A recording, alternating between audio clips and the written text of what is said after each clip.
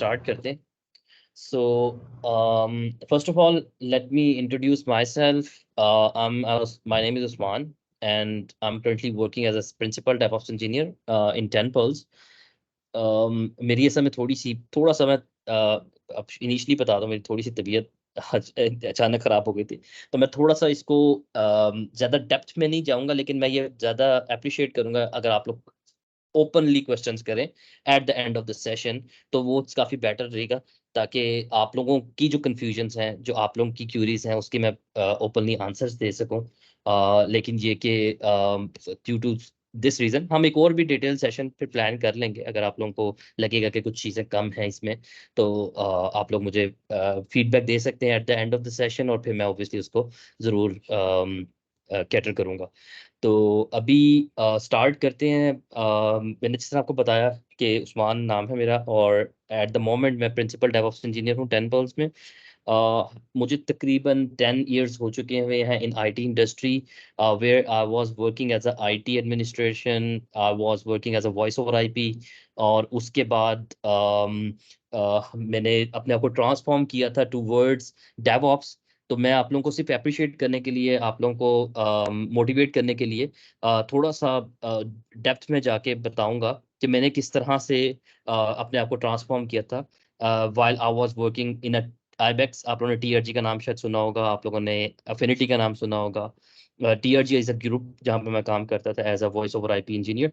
तो मैंने AWS की सर्टिफिकेशन, फर्स्ट ऑफ ऑल मैंने अपनी लर्निंग स्टार्ट की थी AWS की सर्टिफिकेशंस की, सॉल्यूशन आर्किटेक्ट एसोसिएट की सर्टिफिकेशन की, and after that I have start learning the open source DevOps tools, जिसमें मैंने डिफरेंट टूल्स को कवर भी किया और डिफरेंट चीज़ों को लर्न करके प्रैक्टिकली भी परफॉर्म किया। One ever I was confident कि मैं अब किसी इंटरव्यू के लिए अपीयर हो सकता हूँ, then I have start applying in a different position, because there is a huge difference कि मेरा बैकग्राउंड एक्चुअली, मेरी जो बैचलर्स की डिग्री है is it's electrical engineering, and after that I have moved to the IT, and after that I have moved to the voice over IP, और फिर उसके बाद डेवऑप्स। तो ये थोड़ा सा चीज़ें डिफेंड करनी is it quite difficult for me to in any country, in any company. So मैंने फिर ऑब्वियसली डिफरेंट टूल्स पे काफ़ी काम कर लिया था, अपना हैंड्स ऑन प्रैक्टिस काफ़ी की, and then I'm able to appear for the interviews, and finally मैं एक कंपनी में hire हुआ, and then after that I have moved to the other companies as well. अच्छा, is there any other who is admin, ताकि यहाँ पर request बहुत ज़्यादा आ रही हैं लॉबी में वेटिंग की, तो वो आप लोग खुद ही मैनेज कर लें। यस सर, हैंडल हो रही हैं, आप कंटिन्यू। ओके ओके परफेक्ट, ठीक है, फिर मैं कॉन्सेंट्रेट करता हूँ, बिकॉज मैं तो शायद उनको एक्सेप्ट करने में लगा हुआ था। Okay, so okay, so let's start the DevOps के बारे में मैं एक शॉर्ट सा फीडबैक चाहूँगा आप लोगों से। इज इट गुड अगर आप लोग मुझे एक डेवऑप्स के बारे में एक छोटा सा फीडबैक दे सकें, कि जस्ट हैंड रेज करना है if you know about the DevOps, if you know about the cloud computing, तो it will be good to understand the audience, and then I will move ahead.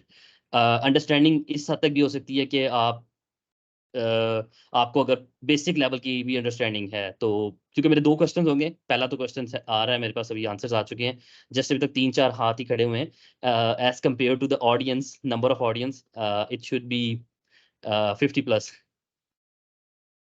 Okay okay, जबरदस्ती हाथ नहीं खड़े करने, because this is a session जहां पर आप ये चीजें सीखेंगे, so no need to worry about anything. इस सेशन में आने का मेनली रीजन ये है कि आप लोग बेसिक अंडरस्टैंडिंग लेके, और फिर ऑब्वियसली आप आगे मूव करेंगे। Okay, that's good. अच्छा, अगला क्वेश्चन मेरा ये है कि कौन कौन इस time as a DevOps engineer काम कर रहा है किसी ऑर्गेनाइजेशन में, या किसी भी फ्रीलांसिंग प्लेटफॉर्म पे, या किसी भी जगह पे, ताकि मुझे जस्ट एक बेसिक अंडरस्टैंडिंग हो सके। Okay, that's good. मैं काफ़ी अप्रिशिएट करता हूँ, मैंने काफ़ी देखा है कि काफ़ी लड़कियां जो हैं वो भी डेवऑप्स की तरफ आ रही हैं। मेरी टीम में, अपनी पर्सनली मेरी टीम में इस टाइम दो तीन हाँ तीन तीन जो है वो लड़कियां हैं, और जो माशाल्लाह काफ़ी अच्छा डेवऑप्स को कैटर कर रही हैं और वर्किंग कर रही हैं एज अ डेवऑप्स इंजीनियर। तो परफेक्ट है। Okay, so let's start. Just आप लोगों को एक बेसिक ओवरव्यू दूंगा डेवऑप्स का, आप लोगों को डेवऑप्स के बारे में थोड़ा सा बताऊंगा कि कैसे काम करता है डेवऑप्स, क्या उसकी मेथोडोलॉजीज क्या हैं, क्यों इंट्रोड्यूस क्यों हुआ था, ये सब चीज़ें हम लोग डिस्कस करेंगे। And after that we will move on to the tools. एक बड़ा क्वेश्चन मेरे पास आता रहता है डिफरेंट स्टूडेंट्स से, because I am regularly providing और delivering the trainings and conferences, तो उसमें फिर काफ़ी ज़्यादा चीज़ें आती रहती हैं। तो मुझे बहुत सारे ऐसे स्टूडेंट्स हैं जो पूछते हैं कि कौन से टूल्स हैं जिन पे हम फोकस करें, because when I was started, because at that time in 2018 or 17 and the end of the 17, मेरे पास distracted learning बहुत थी, but now we have a proper platforms, YouTube हमारे पास है, Udemy हमारे पास है, different platforms हैं, and now we are good in learning platform. That's why you are here at the moment, because बहुत सारी मैं different platform पे sessions देता रहता हूँ। आप लोगों का अकाउंट माशाल्लाह बहुत अच्छा है, और ये इस चीज़ का साइन है कि you are taking it very serious and you are wanted to adopt the latest technologies and grab the market needs. तो वो भी एक बहुत अच्छी चीज़ है। तो इसको हम डिस्कस करेंगे, कौन से टूल्स हैं हम वो डिस्कस करेंगे, उनका क्विक सा ओवरव्यू आप लोगों को दूंगा, और ज़्यादा अप्रिशिएट करूंगा आप लोग मुझसे ओपनली क्वेश्चंस करें, डिफरेंट क्वेश्चंस करें, लेकिन इट विल बी गुड अगर आप लोगों के क्वेश्चंस डेवऑप्स से रिलेटेड और क्लाउड कंप्यूटिंग से रिलेटेड हो तो ज़्यादा बेटर है, ताकि दूसरे भी ऑडियंस जो है वो ज़्यादा क्या नाम है इजीली उसको कर सकेगी। तो क्लाउड से रिलेटेड भी आप लोग ओपनली कर सकते हैं। क्लाउड का टॉपिक नहीं है ये आज का, लेकिन क्लाउड से रिलेटेड भी अगर आप लोग के क्वेश्चंस हो तो it will be fine, because I M AWS professional certified, solution architect professional certified है। मेरे पास 4x सर्टिफिकेशंस हैं फॉर द AWS, और कुबरनेटीज की CKA सर्टिफिकेशन मेरे पास है, एंड इंशाल्लाह I will do the Terraform as well soon. Okay, so let's start about the DevOps. DevOps में obviously, first of all, you have to understand the software delivery life cycle of any organization.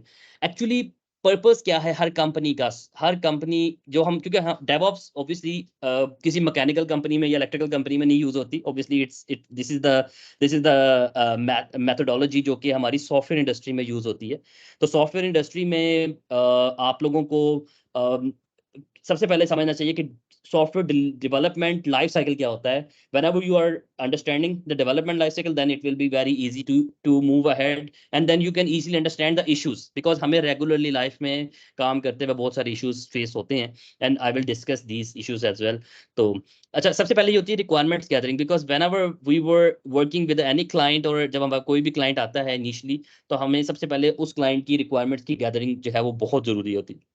whenever we are comfortable to gather the information, because नया project है, इसको assume करो कि हमने कोई building खड़ी करनी है, हमने कोई बिल्डिंग बनानी है, तो हमें सबसे पहले उसका एक मैप क्रिएट करना है, जिसमें हम लोग एक मैप डिजाइन करेंगे, स्ट्रक्चर क्रिएट करेंगे, यानी कि मैप में एक डायग्राम क्रिएट करेंगे जिसमें हम डिसाइड करेंगे कि what are the pillars, what are the requirements, कितना उसमें ऑब्वियसली सरिया यूज होना है, कितना सीमेंट, ईंटें, ये वो सब कुछ हम उसमें डिजाइन करेंगे। जितनी अच्छी प्लानिंग होगी, जितनी अच्छी रिक्वायरमेंट गैदरिंग हम क्लाइंट से कर सकेंगे, उतना अच्छा हम सोल्यूशन डिजाइन कर सकेंगे।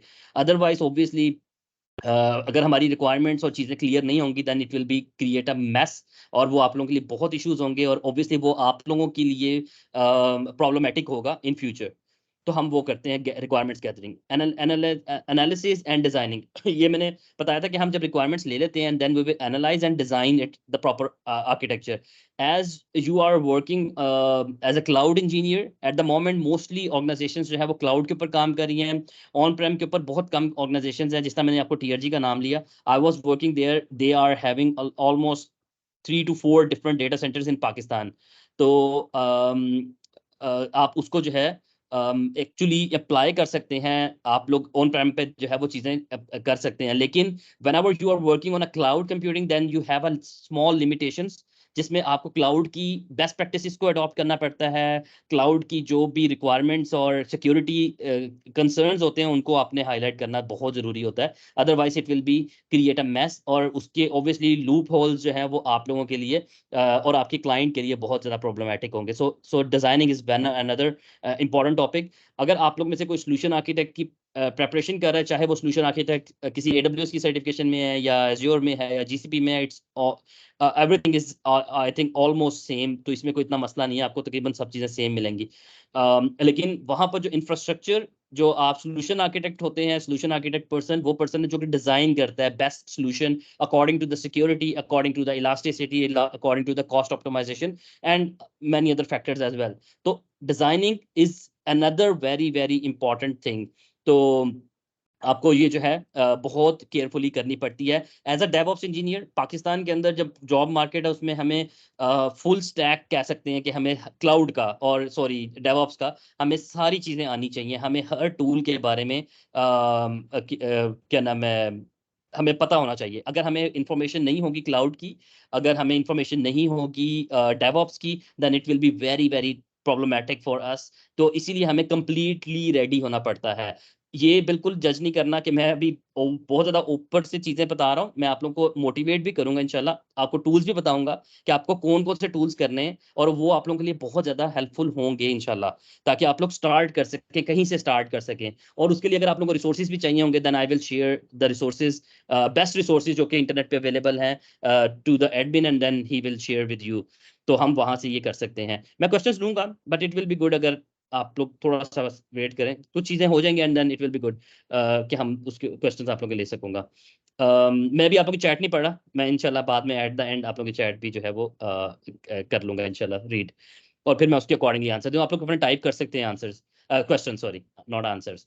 Okay, implementation and coding and testing, this is the very very important thing, जहां पर हमें बाकी भी रिक्वायरमेंट्स बहुत ज्यादा इंपॉर्टेंट है, लेकिन यहाँ पर हमें ज्यादा टाइम लगाना पड़ता है बिकॉज यहाँ पर कोई सिंगल, कोई टीम, कोई सिंगल क्या नाम है रिसोर्स काम नहीं कर रहा होता। We have a multiple resources, multiple teams जो कि डिफरेंट क्या नाम है स्टैक्स के ऊपर काम कर रहे होते हैं। कुछ फ्रंट एंड के ऊपर काम कर रहे हैं, कुछ बैक एंड के ऊपर काम कर रहे हैं, कुछ डेटाबेसिस पे काम कर रहे हैं, कुछ क्यूए पे काम कर रहे हैं। एंड हमारा जो as a DevOps engineer role ये होता है कि हमें हर टीम के साथ काम करना पड़ता है। Eight the moment I am working in in Australian client, तो कि मैं उसकी उस कंपनी को सर्व कर रहा हूँ ऑन एज्योर। तो वहां पर हमें बहुत ज्यादा ये चीज फेस होती है कि मुझे हर टीम के साथ काम करना पड़ता है। हमें प्रॉपरली जो है उनके साथ कम्युनिकेट करना, उनके जो इश्यूज हैं डिप्लॉयमेंट्स के, उनको रिजॉल्व करना पड़ता है। अगर उनको पाइथन पे कोई रिसोर्स है, उसको कोई इश्यूज आ रहे हैं, हमें उसको भी रिजॉल्व करना पड़ता है।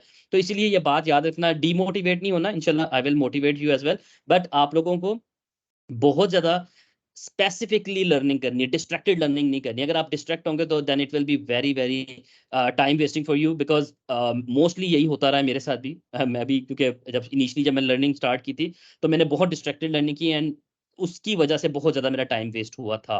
But now I know what I need to do, what exactly the things I need to learn. तो मैं इंशाल्लाह वो आप लोगों को गाइड भी करूंगा, और इसीलिए ये सेशंस भी ऑर्गेनाइज किए जाते हैं ताकि आप लोगों को एक कोई प्रॉपर सीनियर बंदा, आई am not a senior but मैं आप लोगों को थोड़ा सा गाइड भी कर सकूं इन चीज़ों के लिए। अच्छा, release the coding and testing is very important, because जितनी ज़्यादा अच्छा रिफाइन प्रॉपर कोड जो है वो होगा तो वो हम करेंगे। अच्छा, मेरे पास वैसे एक पॉपअप आया था डिस्ट्रैक्टेड लर्निंग का, तो डिस्ट्रैक्टेड लर्निंग की चैट का मैंने, तो मेरे पास समय पॉपअप आया चैट पे, तो मैंने उसका आंसर दे देता हूँ। डिस्ट्रैक्टेड लर्निंग का मतलब ये है कि देखिए, मैं मेरे साथ ये होता था, बिकॉज समटाइम आपको कुछ चीज़ें बड़ी अट्रैक्ट कर रही होती हैं। बिकॉज जब मैं क्लाउड कंप्यूटिंग की लर्निंग कर रहा था तो मुझे समटाइम लगता था यार पाइथन पे अगर कोड लिखा हो ना, या स्क्रिप्ट्स लिखी हो, या कोई एप्लीकेशन बनाई जाए तो कितना मजा आएगा।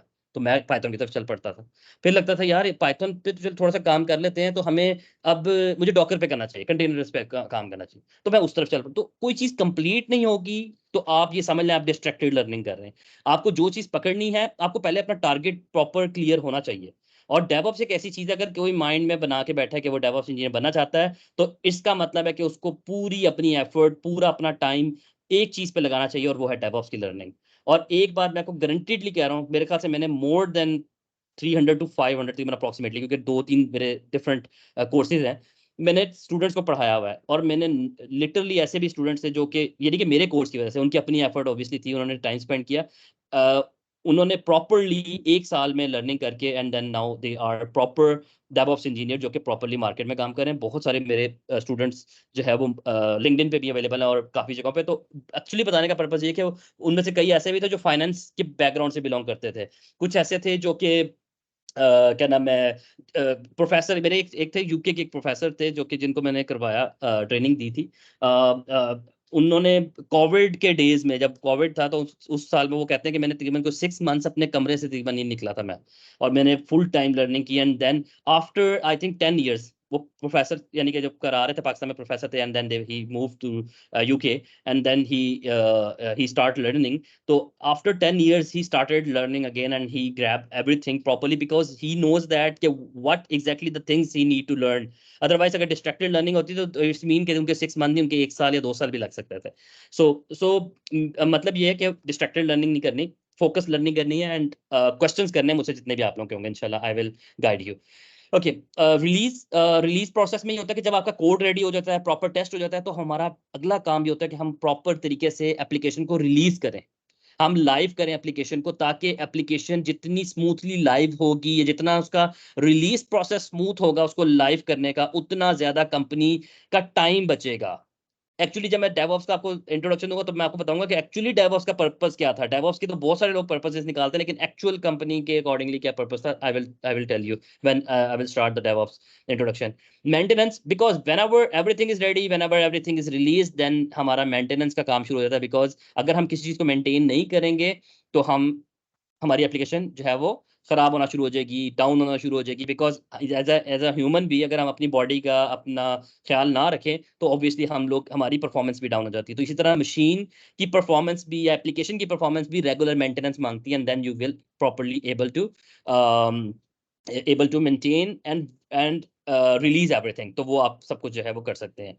Okay, the main thing DevOps limitations. Okay, ये बड़ी एक पॉपुलर मैंने नेट से ली हुई है, इट्स नॉट माय ओन, तो मैंने यहाँ पर लगाना चाहिए था मुझे इसका URL.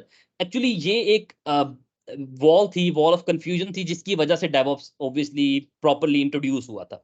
और वो कंफ्यूजन लोगों ने, यानी कि जो सॉफ्टवेयर इंडस्ट्री है, they sense it around, I think इसको 7 to 10 years मैक्सिमम हुए इस प्रॉपर मेथोडोलॉजी को इंट्रोड्यूस हुए. तो इसीलिए अगर आपको कभी कोई सीवी में ये कहना कि आपको 20 years वाला डेवऑप्स इंजीनियर चाहिए, तो उसको थोड़ा सा फनी स्पेस जरूर आपको भेजना चाहिए, because it's not a 20 years old. It's new, industry में न्यू है, इट्स नॉट वेरी ओल्ड. तो इसीलिए अच्छा, इसमें जो वॉल ऑफ कंफ्यूजन है वो क्या है, वो ये है कि डेवलपर्स अपनी टीम में अपने साथ घुल मिल के काम कर रहे होते थे, ऑपरेशंस अपने मस्ती में अपने काम तरीके से जो है वो काम कर रहे होते थे. लेकिन इनके दरमियान में जो वॉल ऑफ कंफ्यूजन क्रिएट होती है, उसकी वजह से एक्चुअली जो डेवऑप्स का रीजन है वो ये है कि टाइम वेस्ट होता है. कंपनी को क्या लगता है, कंपनी को तो ये चाहिए कि भाई हमारी एप्लीकेशन स्पीड से रिलीज हो, स्पीड से सारे काम हो, हमारी जो जो जो डेवलपर्स हैं वो डेवलपमेंट पे फोकस करें, वो इन लड़ाई झगड़ों में ना पड़े. जो ऑपरेशंस की टीम है वो जो ऑपरेशंस के टास्क है उन पे फोकस करें, ना कि वो इन लड़ाई झगड़ों में पड़े. जो लड़ाई झगड़े या ये जो मैं जिस तरह का वर्ड यूज कर रहा हूँ, ये क्यों क्रिएट होती थी कि डेवलपर का ये अभी भी वैसे ही सम टाइम आ जाता है. उनका एक बड़ा कंसर्न होता है कि my code is running on my laptop but it's not running on the other tool जो कि हम यूज कर रहे हैं, या कोई भी ऐसा यानी कि सर्वर है जिसके ऊपर एप्लीकेशन लाइव होनी है, वहां पर ये प्रॉपरली नहीं चल रहा. तो हम क्या करें. तो इसमें क्या होता है कि डेवलपर्स का फोकस ये होता है कि मेरे लैपटॉप पे तो चल रहा है. ऑपरेशंस का होता है कि यार मेरे अगर तुम्हारे लैपटॉप पे चल रहा है तो मेरे सर्वर पे नहीं चल रहा. तो ये कंफ्यूजन है, there is a confusion and there is a time waste. But इसको रिजॉल्व कैसे किया डेवऑप्स मेथोडोलॉजी ने, कि डेवऑप्स में ये चीजें इंट्रोड्यूस करवाएगी कि एक ऐसा रिसोर्स डेवऑप्स का होना चाहिए जिसको रिलीज प्रोसेस का प्रॉपर पता हो, जिसको प्रॉपर रिलीज प्रोसेस का आइडिया हो, जिसको पता हो कि अगर मैं पाइथन डेवलपर्स के साथ काम कर रहा हूँ तो इसकी क्या क्या यानी कि रिक्वायरमेंट्स हैं, क्या क्या पैकेजेस हैं, क्या क्या लाइब्रेरीज हैं. लाइब्रेरीज अगर नहीं भी याद होती, बट ही नो कि उसको रीड कैसे करना है. अगर पाइथन के अंदर रिक्वायरमेंट्स डॉट टीएक्सटी के अंदर मैं सारे पैकेजेस डिफाइन करते हैं तो उसको पता होना चाहिए कि पाइथन के अंदर पैकेजेस कैसे डिफाइन होते हैं, वो इंस्टॉल कैसे होते हैं, उनको डॉकराइज या कंटेनराइज कैसे किया जाता है, ये सारा प्रोसेस इनको पता होना चाहिए. और जो दूसरा बेस्ट इसमें चीज होती है कि हम ऑपरेशंस वाले as a DevOps engineer developers को एक ऐसा स्मूथ एनवायरनमेंट प्रोवाइड करने की कोशिश करते हैं कि इनको क्लोज टू प्रोडक्शन एनवायरनमेंट एक ऐसा वो मिल जाए, प्लेटफॉर्म मिल जाए कि क्लोज टू प्रोडक्शन इनको एक एनवायरनमेंट मिल जाए जहां पर ये प्रॉपर तरीके से अपनी डेवलपमेंट भी वहीं पर करें. और जो एक एक्चुअल टूल है ना जिसका भी हम आगे जाके जिक्र करेंगे वो है डॉकर. तो डॉकर के मेरे ख्याल से कंटेनराइज, जब हम एप्लीकेशन को कंटेनराइज करते हैं तो ये समझ लें कि आपकी इश्यूज, ये जो कंफ्यूजन की वॉल है ना, ये बिल्कुल ही तकरीबन खत्म हो जाती है. I will discuss in a depth कि वो क्या है, कैसे वर्किंग करता है, ये सब कुछ. लेकिन उसकी वजह से भी बहुत सारे बाकी बाकी टूल्स भी हैं, लेकिन उसकी वजह से बहुत ज्यादा कंफ्यूजन और बहुत ज्यादा टाइम वेस्ट खत्म हो जाता है. बिकॉज हम डेवलपर को एक फाइल प्रोवाइड करते हैं कि भाई इस फाइल में अपने सारे पैकेजेस लिस्ट डाउन कर लो, अपनी सारी रिक्वायरमेंट्स लिस्ट डाउन कर लो, अपनी सारी जो कोड कहाँ से कॉपी करना है, कहाँ पेस्ट करना है, ये वो सब कुछ हम एक प्रॉपर फाइल देते हैं जिसको हम डॉकर फाइल कहते हैं।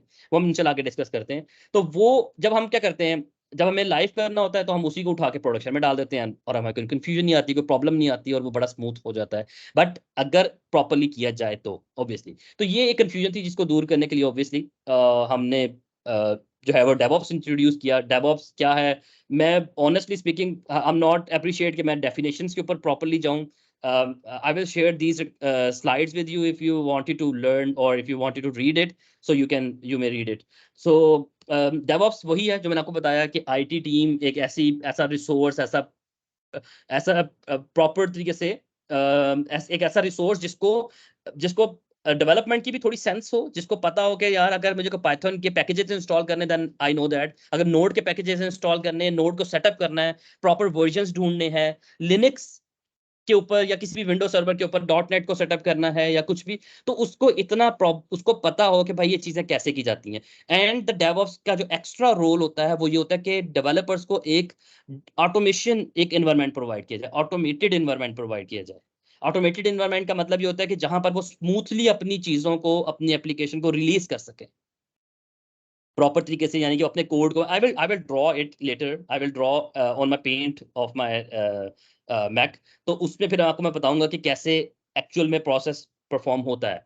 तो इसलिए इतना कंफ्यूजन की जरूरत नहीं है। बट डेवऑप्स रिसोर्स एक मेथोडोलॉजी है, एक ऐसा मैकेनिज्म है जो कि इंट्रोड्यूस करवाया गया था ताकि डेवलपर्स अपनी डेवलपमेंट पे फोकस कर सकें। And DevOps resource should be responsible to manage the application के जिसको वो प्रॉपर तरीके से लाइव करें, प्रॉपर तरीके से वो उसको क्या नाम है, एप्लीकेशन को लाइव कर रख सकें, यानी कि उसकी डाउन टाइम को मिनिमाइज कर सकें। So this is the responsibility. लेकिन डेवऑप्स की अदर रिस्पॉन्सिबिलिटीज में क्लाउड को मैनेज करना भी होता है, इंफ्रास्ट्रक्चर को मैनेज करना भी होता है। डेवऑप्स की एक्स्ट्रा रिस्पॉन्सिबिलिटी में सिक्योरिटी को मैनेज करना भी होता है, जो कि डेवलपर्स को नहीं आइडिया होता। लेकिन whenever you are start learning the DevOps, you will properly understand then how we can do or everything. So मैं कुछ गाइड भी कर दूंगा आप लोगों को इंशाल्लाह। तो ये चीजें हैं DevOps के का एक प्रॉपर फेज है जिसको हम DevOps फेज एंड टूल्स कहते हैं। हर फेज के अंदर, हर स्टेप के अंदर एक या मल्टीपल टूल्स जो हैं वो इंट्रोड्यूस करवाए हुए हैं मार्केट के अंदर। मल्टीपल टूल्स अवेलेबल है जिनको आप यूज कर सकते हो। स्टार्टिंग मैंने जिस तरह पहले भी इनिशियली फर्स्ट स्लाइड से आप लोगों को मैंने बताया था, the first step is the planning, the second step is the coding building. So you can see that अगर मैं यहाँ से स्टार्ट करूँ, the planning is in the first step, the second thing is the coding building testing releasing deploying operate and monitor. So this is the infinite loop, this is the infinite loop जो कि कभी भी stop नहीं होता जब तक आपकी application जो है वो चल रही है, जब तक आपकी एप्लीकेशन जो है वो लाइव है। क्योंकि स्टार्ट हमेशा प्लानिंग से होता है, उसके बाद डेवलपर्स मिलकर डेवलपमेंट करते हैं, उसके लिए डिफरेंट टूल्स यूज होते हैं, कोई गिट यूज कर रहा है, कोई जिरा यूज कर रहा है, कोई डिफरेंट अदर टूल्स यूज कर रहा है डेवलपमेंट के लिए। फिर बिल्डिंग प्रोसेस आ जाता है जिसमें अंदर हम लोग वेब यूज करते हैं या डिफरेंट अदर टूल्स भी बिल्डिंग प्रोसेस के अंदर हम यूज कर सकते हैं। क्लाउड की बात करें तो यहाँ पर बिल्डिंग के अंदर डिफरेंट टूल्स आ जाते हैं। अगर मैं AWS की बात करूँ तो code build is the part जो कि हम यहाँ पर बिल्डिंग में परफॉर्म करते हैं। टेस्टिंग के लिए अगर कोई क्यूए में है तो उसको पता होगा, सिलीनियम का पता है, उसके अंदर साइप्रस है। मैं समय आई am not a QA but I know that कि कौन कौन से टूल मार्केट में यूज हो रहे हैं। तो हमें क्योंकि हमें इंस्टॉल करना पड़ता है, पाई टेस्ट है, फ्रेमवर्क है जो रोबोट का, तो हम वो यूज कर सकते हैं। तो बहुत सारे टूल्स हैं जो कि हम क्यूए परस्पेक्टिव से यूज करते हैं, बिकॉज अगर क्यूए अच्छा होगा एप्लीकेशन का तब ही हम लोग बग कह सकते हैं फ्री जो है वो एप्लीकेशन को लाइव कर सकते हैं। तो बग फ्री का मतलब ये है कि हमें कभी भी हम ये नहीं चाहेंगे कि हमारे इश्यूज जो हैं, छोटे छोटे इश्यूज भी हमारे प्रोडक्शन में जाएं, लाइव हों। तो हम उसको अवॉइड करने के लिए टेस्टिंग जितनी अच्छी करेंगे, और बहुत सारी ऐसी छोटी ऑर्गेनाइजेशन हैं, स्टार्टअप्स हैं जहां पर ये टेस्टिंग पे इतना फोकस नहीं किया जाता, जिसकी वजह से क्लाइंट्स लूज हो जाते हैं। ये बात याद रखें कि क्लाइंट को सर्व करने के लिए testing is one of the most important part. वैसे तो हर पार्ट है बट टेस्टिंग, क्योंकि अगर यहाँ पर आपने आइडेंटिफाई कर लिया इशू को तो आप यहीं पर उसको ब्लॉक कर सकते हैं and then you will move back. क्या हम प्लानिंग दोबारा करेंगे कि क्यों आया, फिर हम कोड करेंगे, उसको फिक्स करेंगे, फिर बिल्ड करके टेस्ट करके आगे जाएंगे।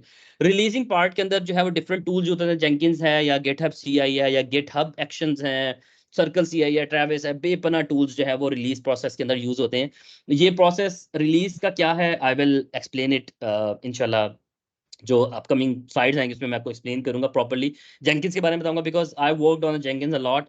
This is a CI tool, continuous integration tool, but we will discuss in upcoming slides. The deployment part ये कि जब हमारा रिलीज होता है तो हमें डिप्लॉय कहाँ पर करना है। क्या हमारी कोई कंटेनराइज एप्लीकेशन है तो डॉकर पे हम करेंगे। क्या हमारी कोई क्लाउड इंफ्रास्ट्रक्चर यूज कर रहे हैं तो हम क्लाउड इंफ्रास्ट्रक्चर यूज करेंगे। तो क्लाउड के अंदर सारे क्लाउड आ सकते हैं, एज्योर भी, जीसीपी भी, आप सब कोई भी यूज कर सकते हैं, तो आप वो यूज करेंगे। ऑपरेट करना मतलब कि अब जब आपने इंफ्रास्ट्रक्चर बनाना है, आपने अपने इंफ्रास्ट्रक्चर को स्केल करना है, जब आपने अपने इंफ्रास्ट्रक्चर को लाइव रखना है, उसको हाईली अवेलेबल रखना है, तो उसके लिए आपको एक ऑपरेट करने के लिए मल्टीपल टूल्स हैं, जैसा एंसिबल है, टेराफॉर्म है, क्यूबरनेटिस है, ओपनशिफ्ट है, बहुत सारे और भी टूल्स हैं जो मार्केट में यूज हो रहे हैं। तो हम ये यूज कर सकते हैं। लेकिन एक बात याद रखना, आप लोगों में से बहुत सारे ऐसे होंगे जो बिगनर्स होंगे, बहुत सारे ऐसे होंगे जो अंडर ग्रेजुएट्स हैं, लेकिन एक बात याद रखना, इसको जरूर सीरियस लेके करना, लेकिन डीमोटिवेट नहीं होना। आप लोगों को कुछ चीजें लगेंगी कि यार ये पता नहीं मैं क्या बोल रहा हूँ, लेकिन आपने क्वेश्चन करने हैं। लेकिन एक्चुअल क्वेश्चन जो आप लोगों की कंफ्यूजन है, वो चाहे वो क्वेश्चन थोड़ा सा अच्छा ना भी हो, मतलब कि इतना अथेंटिक ना हो, लेकिन आप लोगों ने हेजिटेट नहीं करना। आपने क्वेश्चन करने हैं। इंशाल्लाह at the end of the session I will try my best कि मैं आप लोगों को आपकी कंफ्यूजन दूर कर सकूं, ताकि आप लोग अपना माइंड अभी से बना के इस फील्ड में आए और उसमें आप लोग ग्रो कर सके। पैसा ही सब कुछ नहीं होता, एक्चुअल पैशन भी होता है, and you should generate your passion. तो उसमें आप लोगों के लिए इंशाल्लाह it will be very very helpful. और मैं ऑनेस्टली बताता हूँ, अगर आपका पैशन अच्छा है, आपका उस पर काम अच्छा है, तो आप किसी भी चीज में कमा सकते हैं। आप HTML CSS पे भी कमा सकते हैं। It's not a big thing, क्योंकि वो अगर हम वेब की छोटी सी डोमेन कहें, तो आप अगर उसमें बेस्ट हैं then you can easily earn money, but आपका वो पैशन होना चाहिए। ओके तो मॉनिटर, अगली अगली चीज है monitoring part. Monitoring tools use होते हैं जिसमें नेक्जियोस है, इलास्टिक स्टैक है, प्रोमीथियस है, ग्राफाना है, ELK है, बेपना टूल्स हैं। आई वर्कड ऑन मल्टीपल टूल्स। कुछ कंपनीज जो है वो ऑनलाइन टूल्स भी यूज करती हैं, डिफरेंट कंपनीज प्रोवाइड कर रही होती हैं आपको क्या नाम है, फीचर्स प्रोवाइड करी होती है, जहां पर आप यूज कर सकते हैं। क्लाउड के ऊपर, AWS के ऊपर किसी ने काम किया हुआ, तो क्लाउड वॉच का नाम शायद सुना हो आप लोगों ने, तो वो भी एक मॉनिटरिंग टूल है, तो आप वो भी कर सकते हैं। अच्छा, मैंने ये सारे प्रोसेसेस डिफाइन किए, बट इनको थोड़ा मजीद डिटेल में इंडिविजुअली तौर पर डिस्कस करते हैं कि वर्जन कंट्रोल क्या है, कंटीन्यूअस इंटीग्रेशन की टर्मिनोलॉजी क्या है, कंटीन्यूअस डिलीवरी क्या है। मैं इसको ऑनेस्टली मैं बहुत कोशिश करता हूँ कि इजी वर्ड्स में एक्सप्लेन करूँ, ताकि ये ना हो आप लोग को यार ये यानी कि बहुत ऊपर से निकल गई चीज़ें। वर्जन कंट्रोल असल में होता क्या है? वर्जन कंट्रोल ये होता है, आप लोगों ने ऑब्वियसली सारे, अगर मोस्टली अगर डेवलपर्स हैं तो मुझसे ज्यादा जानते होंगे वर्जन कंट्रोल के बारे में, बिकॉज हम डेवऑप्स वालों का बहुत ज्यादा काम नहीं होता वर्जन कंट्रोल पे, बट हमें डेवलपर्स के लिए सेटअप करना पड़ता है। हमें एज अ डेवऑप्स इंजीनियर हमें डेवलपर्स के लिए वर्जन कंट्रोल सेटअप करना पड़ता है। वर्जन कंट्रोल के अंदर क्या क्या कुछ आता है? वर्जन कंट्रोल के अंदर गिटहब आता है, बिट बकेट आता है, गिट लैब आता है, जो भी वर्जन कंट्रोल। जब वर्जन कंट्रोल की जरूरत क्यों पड़ी थी? I think this is the time कि जहां पर मैं आप लोगों को कुछ ड्रॉ करके भी समझा दूं।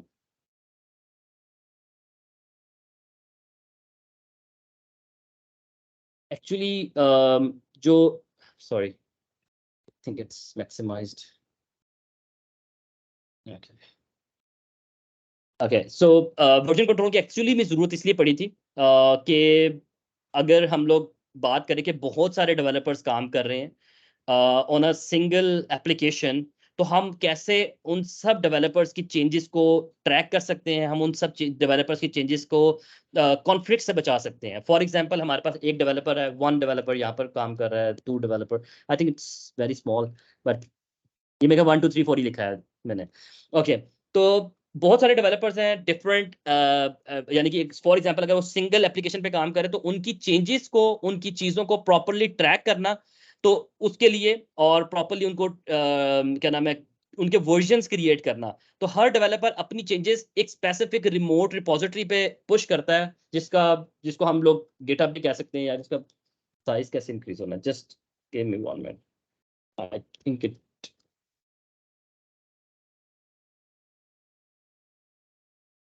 आई am not sure, I am new to Macs, तो इसलिए ये मुझे पेंट यूज करना नहीं आता, सो प्लीज इसको इग्नोर कर लेना। तो आप लोग ऑब्वियसली सॉफ्टवेयर डेवलपर्स हैं, तो आप लोग ऑब्वियसली आइडिया होगा। हम लोग डेवलपर्स की डेवलपमेंट को, उनकी क्या नाम है, प्रॉपर तरीके से चेंजेस को मेक श्योर करना, उनको ट्रैक करना, उनकी कॉन्फ्लिक्ट से बचाना, और उस प्रॉपरली उस सारी एप्लीकेशन को एक प्रॉपर ब्रांचिंग स्ट्रक्चर से गुजारने के लिए हम लोग सोर्स कोड मैनेजमेंट या वर्जन कंट्रोल यूज करते हैं। This is the version control जो कि मैंने यहाँ पर मेंशन किया हुआ है, वर्जन कंट्रोल। तो हम वर्जन कंट्रोल यूज करते हैं। वर्जन कंट्रोल का मेनली रीजन ये है कि डिफरेंट वर्जन क्रिएट करना कोड के, बिकॉज इन केस अगर आपसे एक गलती होगी कोड में तो आपके पास ऑप्शन अवेलेबल होगा। अगर आप उसको गिटहब या वर्जन कंट्रोल को प्रॉपरली यूज कर रहे हैं तो आप अपनी चेंजेस को प्रॉपरली रिवर्ट कर सकते हैं, आप अपनी चेंजेस को प्रॉपर्ली ट्रैक कर सकते हैं। और टीम जो आपकी टीम लीड है या जो भी आपके साथ मैनेजमेंट काम कर रही है, तो उनको प्रॉपर चेंजेस का पता होगा कि किस डेवलपर ने किस टाइम क्या चेंज की और उससे क्या इम्पैक्ट आया। और फिर while releasing it, while moving ahead, जो कि मेरा अगला पार्ट है कॉन्टिन्यूस इंटीग्रेशन वाला, उस चीज को मेक श्योर करने के लिए, उस चीजों को स्मूथ करने के लिए हम लोग कॉन्टिन्यूस इंटीग्रेशन यूज करते हैं। कॉन्टिन्यूस इंटीग्रेशन का मतलब होता है कि हम इंटीग्रेट करें अपने सिस्टम को। अब वो इंटीग्रेट कैसे होता है? For example, I just give you the example कि कॉन्टिन्यूस इंटीग्रेशन के लिए हमारे पास एक अलग टूल है जो हम यूज करते हैं। मेरे ख्याल से इसका साइज बढ़ गया लेकिन उसका नहीं बढ़ा। एनीवेज, तो let me try, it might be. अच्छा चले, मैं यहाँ पर वैसे ही आप लोगों को, या मैं दूसरे उसमें लिख दूंगा। मैं यहाँ पर जेंकिंस लिखा है, सो प्लीज इसको समझ आना। जेंकिंस एक कॉन्टिन्यूस इंटीग्रेशन का टूल है। उसका पर्पस क्या होता है? उसका पर्पस ये होता है कि whenever developer 1 made any change, developer 2 made any change, developer 3 made any change and pushed their changes to the GitHub or remote repository, तो हमारे पास यहाँ पर फॉर एग्जांपल हर डेवलपर की अपनी ब्रांच है। फॉर एग्जांपल ये ब्रांच 1 है, ये ब्रांच 2 है। ब्रांचिंग का स्ट्रक्चर का शायद आप लोग को ऑब्वियसली अब यूनिवर्सिटी उन्होंने शायद पढ़ाना शुरू कर दिया हो, लेकिन पहले नहीं था। तो ब्रांचेस, हर डेवलपर की अपनी ब्रांच है, लेकिन एक्चुअली काम कैसे होता है अगर आप लोग इसको समझ जाओगे तो ऑब्वियसली आप किसी भी कंपनी को किसी को भी जो है ना ऑब्वियसली इजीली बता सकते हो कि ये प्रोसेस सारा जो है डिप्लॉयमेंट का होता कैसे है, डेवऑप्स का प्रोसेस कैसे होता है।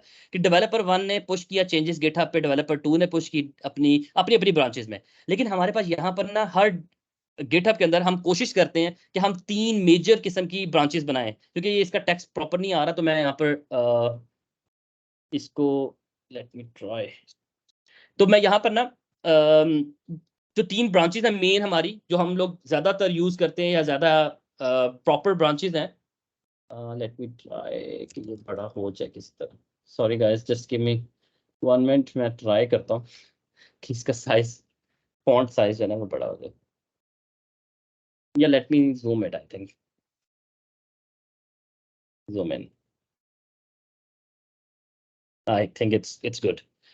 तो ये काम कैसे करता है? हम लोग आम तौर पे, ये बेस्ट प्रैक्टिस मानी जाती है, अगर आप लोगों को यहाँ समझ आ जाए तो obviously it will be good. तो हम क्या करते हैं, हम हर अपनी जो रिपोजिटरी है ना, रिमोट रिपोजिटरी है या जो भी, उसके अंदर 3 मेजर ब्रांचेस जरूर क्रिएट करते हैं। वैसे कुछ कंपनी ज्यादा भी क्रिएट करती हैं। एक डेव ब्रांच होती है, एक स्टेज ब्रांच होती है और एक जो है मास्टर ब्रांच होती है। अब वो एक्चुअली क्रिएट क्यों की जाती है, उसकी रीजन ये होती है कि हर डेवलपर की जो चेंज होती है ना, जब वो एक क्यूए पास कर चुकी होती है, एक डिफरेंट स्टेजेस पास कर चुकी होती है, तो हम क्या कहते हैं कि भाई अगर आपका टीम लीड कहता है कि यार डेवलपर 1 की चेंज ओके है, गुड टू गो है, तो हम क्या करेंगे, इस चेंज को उठा के डेव में मर्ज कर देंगे। डेवलपर 2 की अगर चेंज ओके है तो हम क्या करेंगे, डेवलपर ब्रांच में, डेव ब्रांच में इसको मर्ज कर देंगे। अगर क्यूए जो थर्ड डेवलपर है उसकी भी चेंजेस अगर ओके हैं तो हम उसको डेव ब्रांच में मर्ज कर देंगे। यानी कि हर डेवलपर की चेंजेस, डिफरेंट चेंजेस हम एक ब्रांच में ले आएंगे। जब वो एक ब्रांच में आ जाएगी तो जेंकिंस का काम क्या होगा? जेंकिंस ने क्या किया होगा? जेंकिंस एक टूल है जो कि इंटीग्रेशन करता है। उसने इंटीग्रेट करना है गिट को और किसी और सर्वर को। सपोज दैट कि मैं यहाँ पर एक सर्वर बनाता हूँ। सर्वर का तो पता ही होगा यार, कंप्यूट रिसोर्स, जैसा मेरा लैपटॉप है, इट्स अ कंप्यूट रिसोर्स, जो कि ये थोड़ा सा क्लाउड कंप्यूटिंग की चीजें हैं। इफ यू आर इंटरेस्टेड तो obviously I will plan the cloud computing webinar as well. तो आप लोगों के साथ मैं कर सकता हूँ, जो किसी में आपको प्रॉपर क्लाउड का भी नॉलेज दे सकता हूँ। अच्छा, यहाँ पर होता है कि हम एक डेव का सर्वर बना लेते हैं।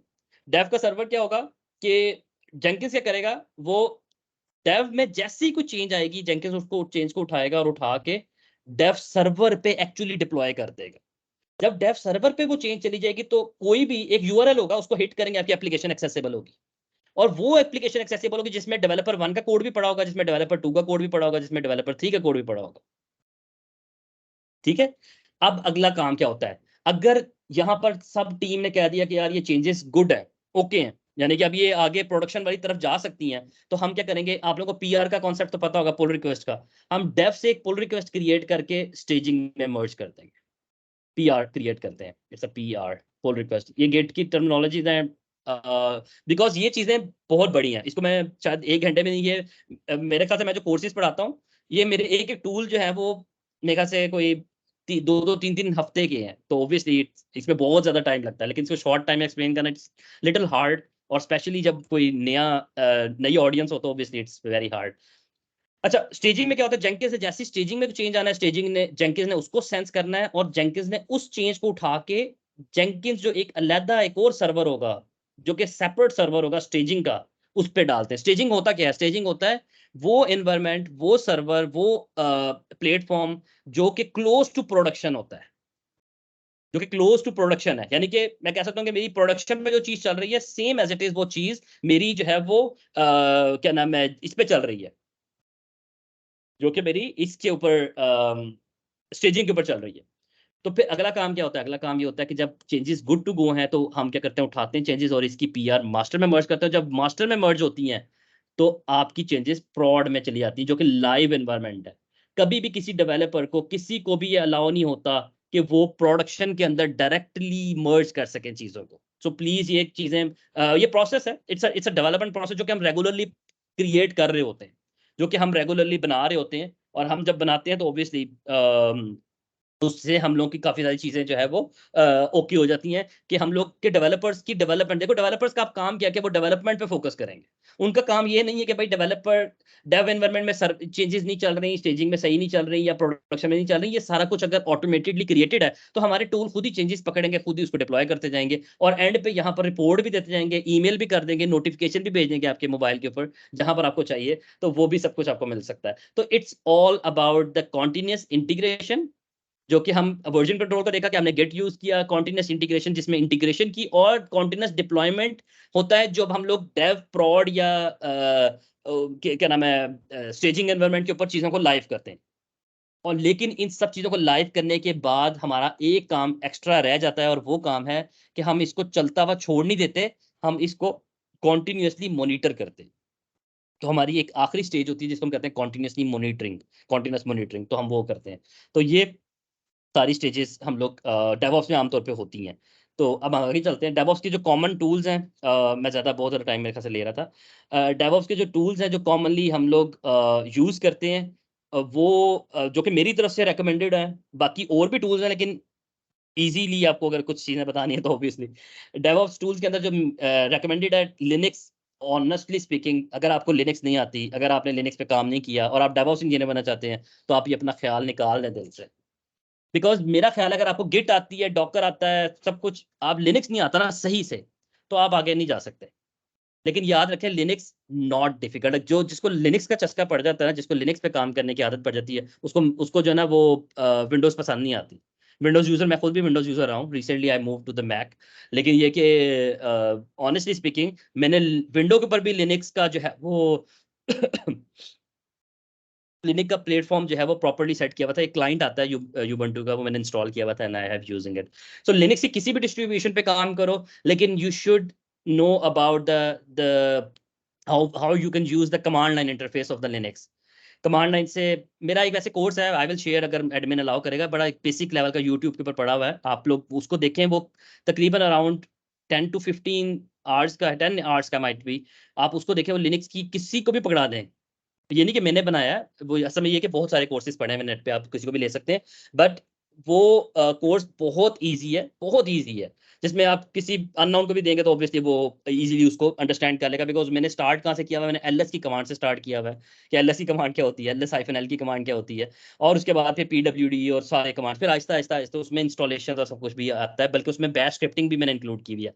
तो ये याद रखना कि without the scripting you are not properly, आप कह सकते हैं कि आप जो है वो DevOps engineer, because you have to learn about the bash scripting. Because bash scripting जो है वो आपको ऑटोमेशन के लिए हेल्पफुल करती है। ये जो मैंने सारा प्रोसेस एक डिजाइन किया था ना पेंट के ऊपर, ये जो मैंने पेंट के ऊपर डिजाइन किया था सारा प्रोसेस, यहाँ पर 90% मैं कह सकता हूँ कोई ना कोई प्रोग्रामिंग लैंग्वेज या scripting language, not a programming language, क्योंकि डिस्ट्रैक्ट ना होना, स्क्रिप्टिंग लैंग्वेज की जरूरत पड़ती है, जिसके थ्रू हम ये सारी ऑटोमेशन कर रहे होते हैं। और मोस्टली हम यहाँ पर ना इन सारी प्रोसेस के अंदर इधर भी हम लोग जो है ना वो बैश यूज कर रहे होते हैं, या पाइथन भी यूज कर सकते हैं।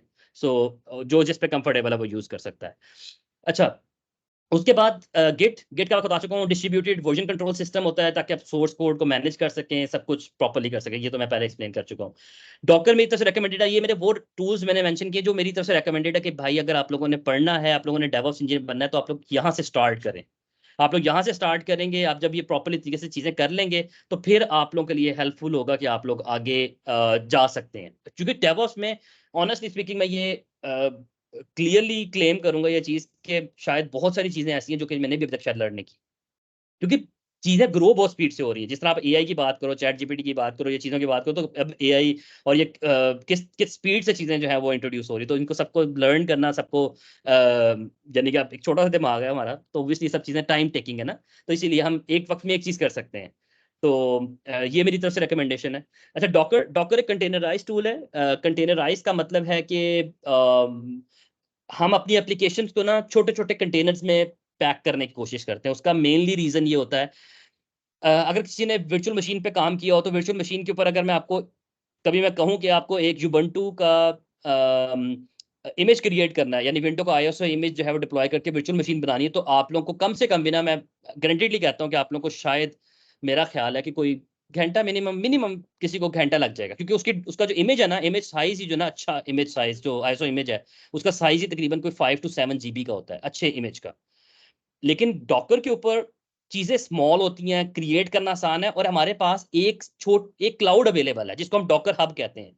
और ये क्लाउड सिर्फ डॉकर हब नहीं है, एडब्ल्यूएस के ऊपर एडब्ल्यूएस की सर्विस है इलास्टिक कंटेनर रजिस्ट्री, एज्योर के ऊपर भी कंटेनर रजिस्ट्री अवेलेबल है, जीसीपी पे भी कंटेनर रजिस्ट्री अवेलेबल है। बहुत सारे क्लाउड्स ने कंटेनर रजिस्ट्रीज दी हुई है जिनको हम यूज कर सकते हैं, क्योंकि डॉकर हब भी एक तो मतलब क्या है, मैं इजीली एक्सप्लेन करता हूँ कि हमारे पास रेफरेंस के तौर पे ना पड़ी नहीं है चीजें क्लाउड के ऊपर, एक हमें वहां से जाके पुल करनी है विद इन मेरे ख्याल से 10 सेकेंड्स, या चले मैं बहुत थोड़ा सा और इसको बढ़ा लेता हूँ, 20 सेकेंड्स आप अपना युबंटू का कंटेनर क्रिएट कर सकते हैं। अगर वर्चुअल मशीन में अगर आपको कोई आधा पौना घंटा या घंटा लग रहा है, तो आप इसमें विद इन 20 सेकंड्स भी क्रिएट कर सकते हैं। और यहाँ पर लाइट वेट कंटेनर्स अवेलेबल होते हैं, आप अपनी एप्लीकेशन को क्विकली क्रिएट कर सकते हैं, क्विकली डिस्ट्रॉय कर सकते हैं, क्विकली स्केल कर सकते हैं। तो हम बहुत सारी चीजें हैं, तो यहाँ पर कंटेनर्स के अंदर हम एप्लीकेशन को इसलिए बनाते हैं ताकि हम एप्लीकेशन को के पैकेजेस को, अच्छा मैं डेवलपर्स की जो बात की थी ना मैंने उस टाइम के, मैं आगे मैं बात करूंगा, होता ये कि हम डेवलपर को थोड़ा सा डॉकर सिखा देते हैं अपनी आसानी के लिए। और अब ये बात याद रखना, जो जो आप में से सॉफ्टवेयर इंजीनियर बन रहा है, मैं क्योंकि 10% में काम कर रहा हूँ और भी डिफरेंट कंपनीज में कर चुका हूँ, अब कंपनीज की एक मेजर रिक्वायरमेंट होती है कि डेवलपर को डॉकर कंटेनराइजेशन का काम आना चाहिए। उसकी रीजन ये है कि अगर डेवलपर ही जो है वो डॉकर फाइल जो इसकी क्रिएट होती है वो बना के दे दे, तो डेवऑप्स के लिए बहुत आसानी हो जाती है कि वो वही चीज उठा के प्रोडक्शन में डाल देगा, तो सेम टू सेम चीज चल रही होगी। तो इसलिए डेवलपर्स को डॉकर फाइल लिखनी पड़ती है। तो आप वो डॉकर फाइल लिखना सीखें, आप छोटे छोटे पैकेजेस, क्योंकि असल में होता क्या है, जो जो चीजें हम मैनुअली इंस्टॉल करते हैं उसको किसी फाइल में लिख के रख लेते हैं और उसके बाद फिर हम उसको लाइव कर लेते हैं। तो डॉकर इसलिए यूज, मैं बहुत ज्यादा डेप्थ में जा रहा, शायद मैं कुछ ना कहते कहते भी बहुत डेप्थ में चला गया हूँ। तो मैं आप लोग से क्वेश्चन लूंगा तो फिर करेंगे। जेंकिंस मेरी तरफ से रिकमेंडेशन है। जेंकिंस ओपन सोर्स टूल है जो कि सीआई पर्पस के लिए यूज होता है, कॉन्टिन्यूस इंटीग्रेशन पर्पसेस के लिए यूज होता है। पर्पस ये होता है कि ये डिफरेंट टूल्स के साथ इंटीग्रेशन क्रिएट कर सकते हैं, और इसमें प्लगइन्स की ऑप्शन अवेलेबल होती है। प्लगइन्स का मतलब होता है कि आपके पास प्लगइन्स अवेलेबल अगर होंगे तो आप प्रॉपर तरीके से जो है वो एप्लीकेशन को किसी भी एप्लीकेशन के लिए जो है वो रेडी कर सकते हैं। असल में क्योंकि ओपन सोर्स कम्युनिटी मैनेज कर रही है, तो ओपन सोर्स कम्युनिटी का बेनिफिट ये होता है कि हर कम्युनिटी ने ना अपने डिफरेंट जो है वो क्रिएट किए हुए हैं, प्लगइन्स क्रिएट किए हुए हैं। अगर आपको गेट का प्लगइन चाहिए, ऑफिशियल प्लगइन्स भी अवेलेबल होते हैं, तो आप प्लगइन, अगर आपको ईमेल करनी है कि भाई मेरी रिपोर्ट्स जो जनरेट हो जब मेरी एप्लीकेशन सर्वर जो है वो लाइव हो जाए, तो किसी को ईमेल चली जाए, किसी को नोटिफिकेशन, तो आप उसके लिए प्लगइन इंस्टॉल कर सकते हैं। एडब्ल्यूएस के साथ इंटीग्रेशन करनी है, किसी क्लाउड के साथ इंटीग्रेशन करनी है, उसकी प्लगइन, तो एक पूरा ये प्लेटफॉर्म अवेलेबल है। जेंकिंस में जो थोड़ी सी एडवांस लेवल की चीज है वो ये कि इसकी एक सेपरेट लैंग्वेज भी है जिसको हम ग्रूवी कहते हैं, GROOVY। तो उसका बेनिफिट ये होता है कि आप उस लैंग्वेज को यूज करके डिक्लेरेटिव मेथड के अंदर जो है वो चीजों को क्रिएट करते हैं, लाइक के आपको GUI से क्रिएट, जेंकिंस GUI अवेलेबल है, आप उसे क्रिएट कर सकते हैं, but it's better to create the pipelines on a Jenkins, you should use the Groovy to for the creation purposes. तो it will be very good अगर आप जो है वो जेंकिंस को ग्रूवी में करें, बट इनिशियली आप सारा कुछ GUI डैशबोर्ड से कर सकते हैं जेंकिंस के, so no need to worry about anything. Ansible थोड़ा सा मेरी तरफ से ना, अगर मैं सारे टूल्स की बात करूं तो इसको सबसे लास्ट में कर लेना। It's not initially it's not important, but it's actually important. तो इसका पर्पस क्या होता है, इसको कहते हैं configuration management tool. Configuration management का मतलब होता है कि फॉर एग्जांपल अगर मैं IT एडमिनिस्ट्रेटर हूं या मैं सिस्टम एडमिनिस्ट्रेटर हूं, और मुझे आप सारे जितने भी यहाँ पर ऑडियंस है, अप्रोक्सीमेटली 240 या जितने भी ऑडियंस आ रही है मेरे पास, अगर मैं इस ऑडियंस के सबके यूजर्स क्रिएट करने मुझे किसी सर्वर 10 सर्वर्स के ऊपर, तो शायद मुझे 1 हफ्ता लग जाए। मुझे आप लोगों के यूजर्स क्रिएट करने, आप लोगों की परमिशंस डिफाइन करनी सर्वर्स के ऊपर, 100 सर्वर्स के ऊपर कर रहे हैं।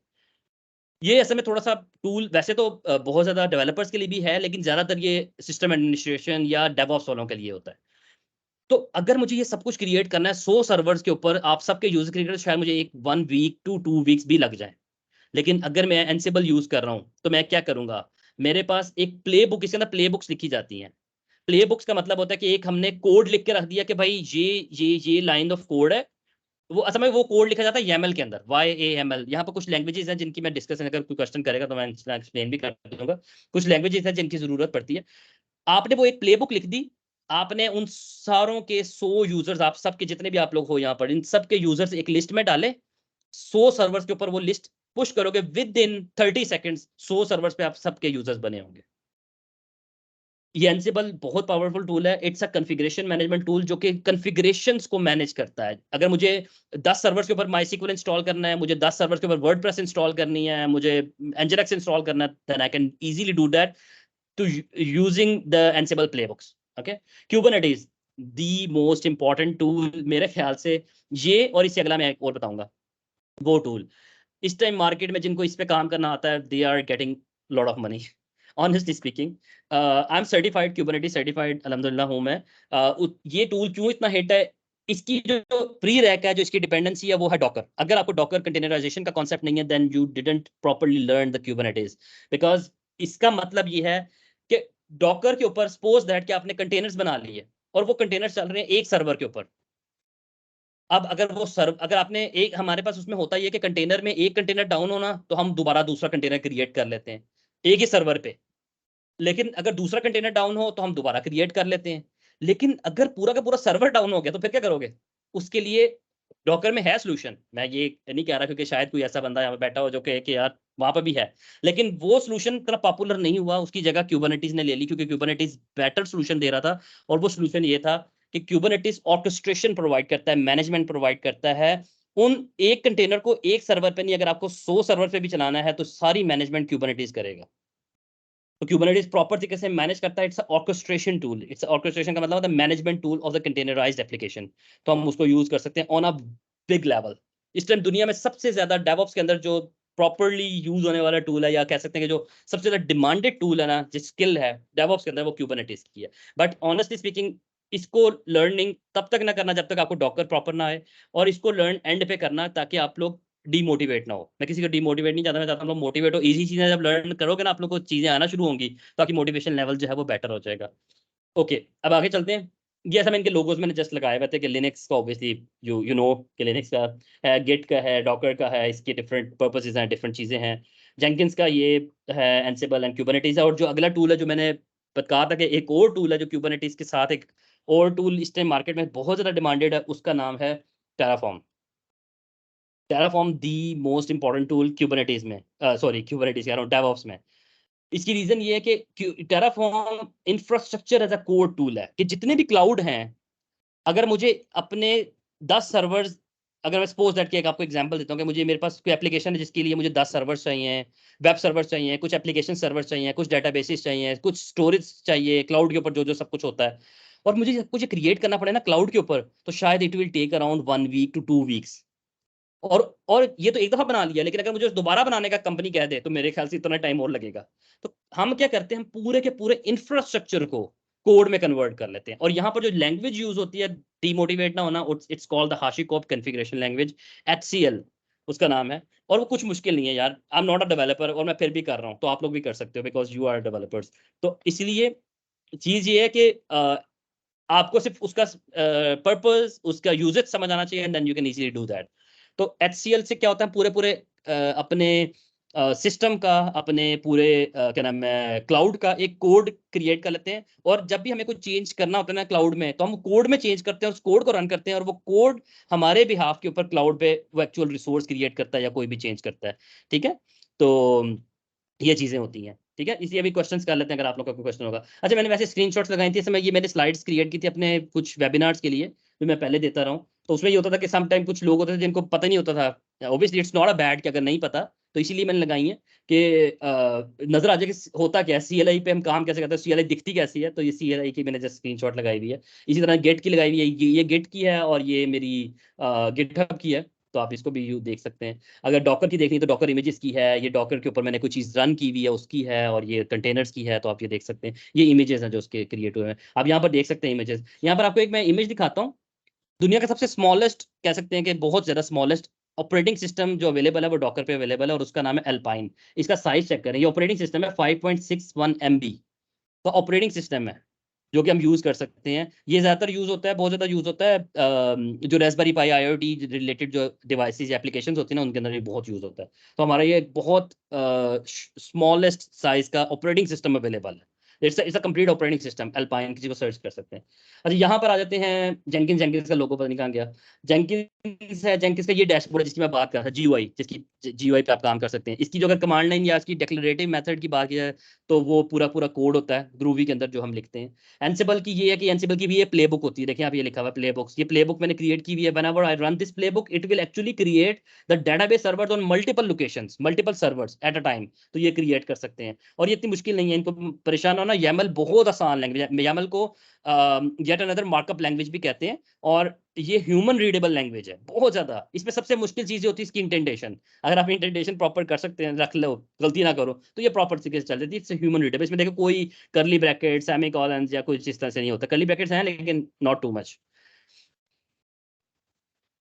अच्छा, क्यूबरनेटिस की डिप्लॉयमेंट फाइल है, ये मैंने उसकी जो ये डिप्लॉयमेंट फाइल है, ये उसको एग्जीक्यूट किया था, तो वो मैंने यहाँ पर दिखा दिया, तो ये आप यूज कर सकते हैं। तो ये बहुत क्यूबरनेटिस की डिप्लॉय, ये देखिए क्यूबरनेटिस की डिप्लॉयमेंट फाइल होती है, ये भी YAML में लिखी हुई है, ये देखिए ये भी YAML है। अच्छा, YAML कहाँ कहाँ यूज होता है? YAML आपका क्यूबरनेटिस में यूज होता है, डॉकर में यूज होता है, एंसिबल में यूज होता है, और भी टूल्स में कहीं यूज होता होगा। मेरे ख्याल से मैं थक गया। अब मैं क्वेश्चन दूंगा आप लोगों के, आप लोगों को कोई क्वेश्चन हो हैंड रेज करके 1 बाय 1 ले लेना, अदरवाइज मैं चैट से भी क्वेश्चंस आप लोगों के ले सकता हूँ। अगर आप लोगों ने अनम्यूट करने के ऑप्शन आपको वो, तो आप लोग अनम्यूट करके कर लेना, otherwise let me go through the chat and answer करता हूँ मैं उसके अकॉर्डिंगली।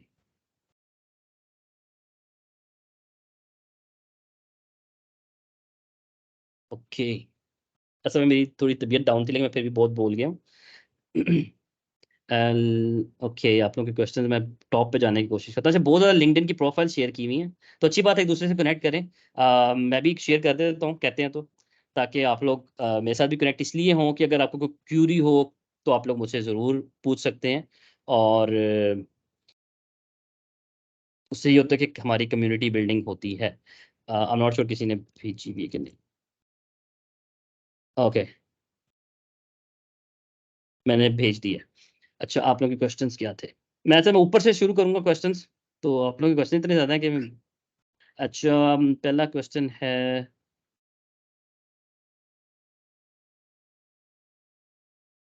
ऐप कंटिन्यू करें।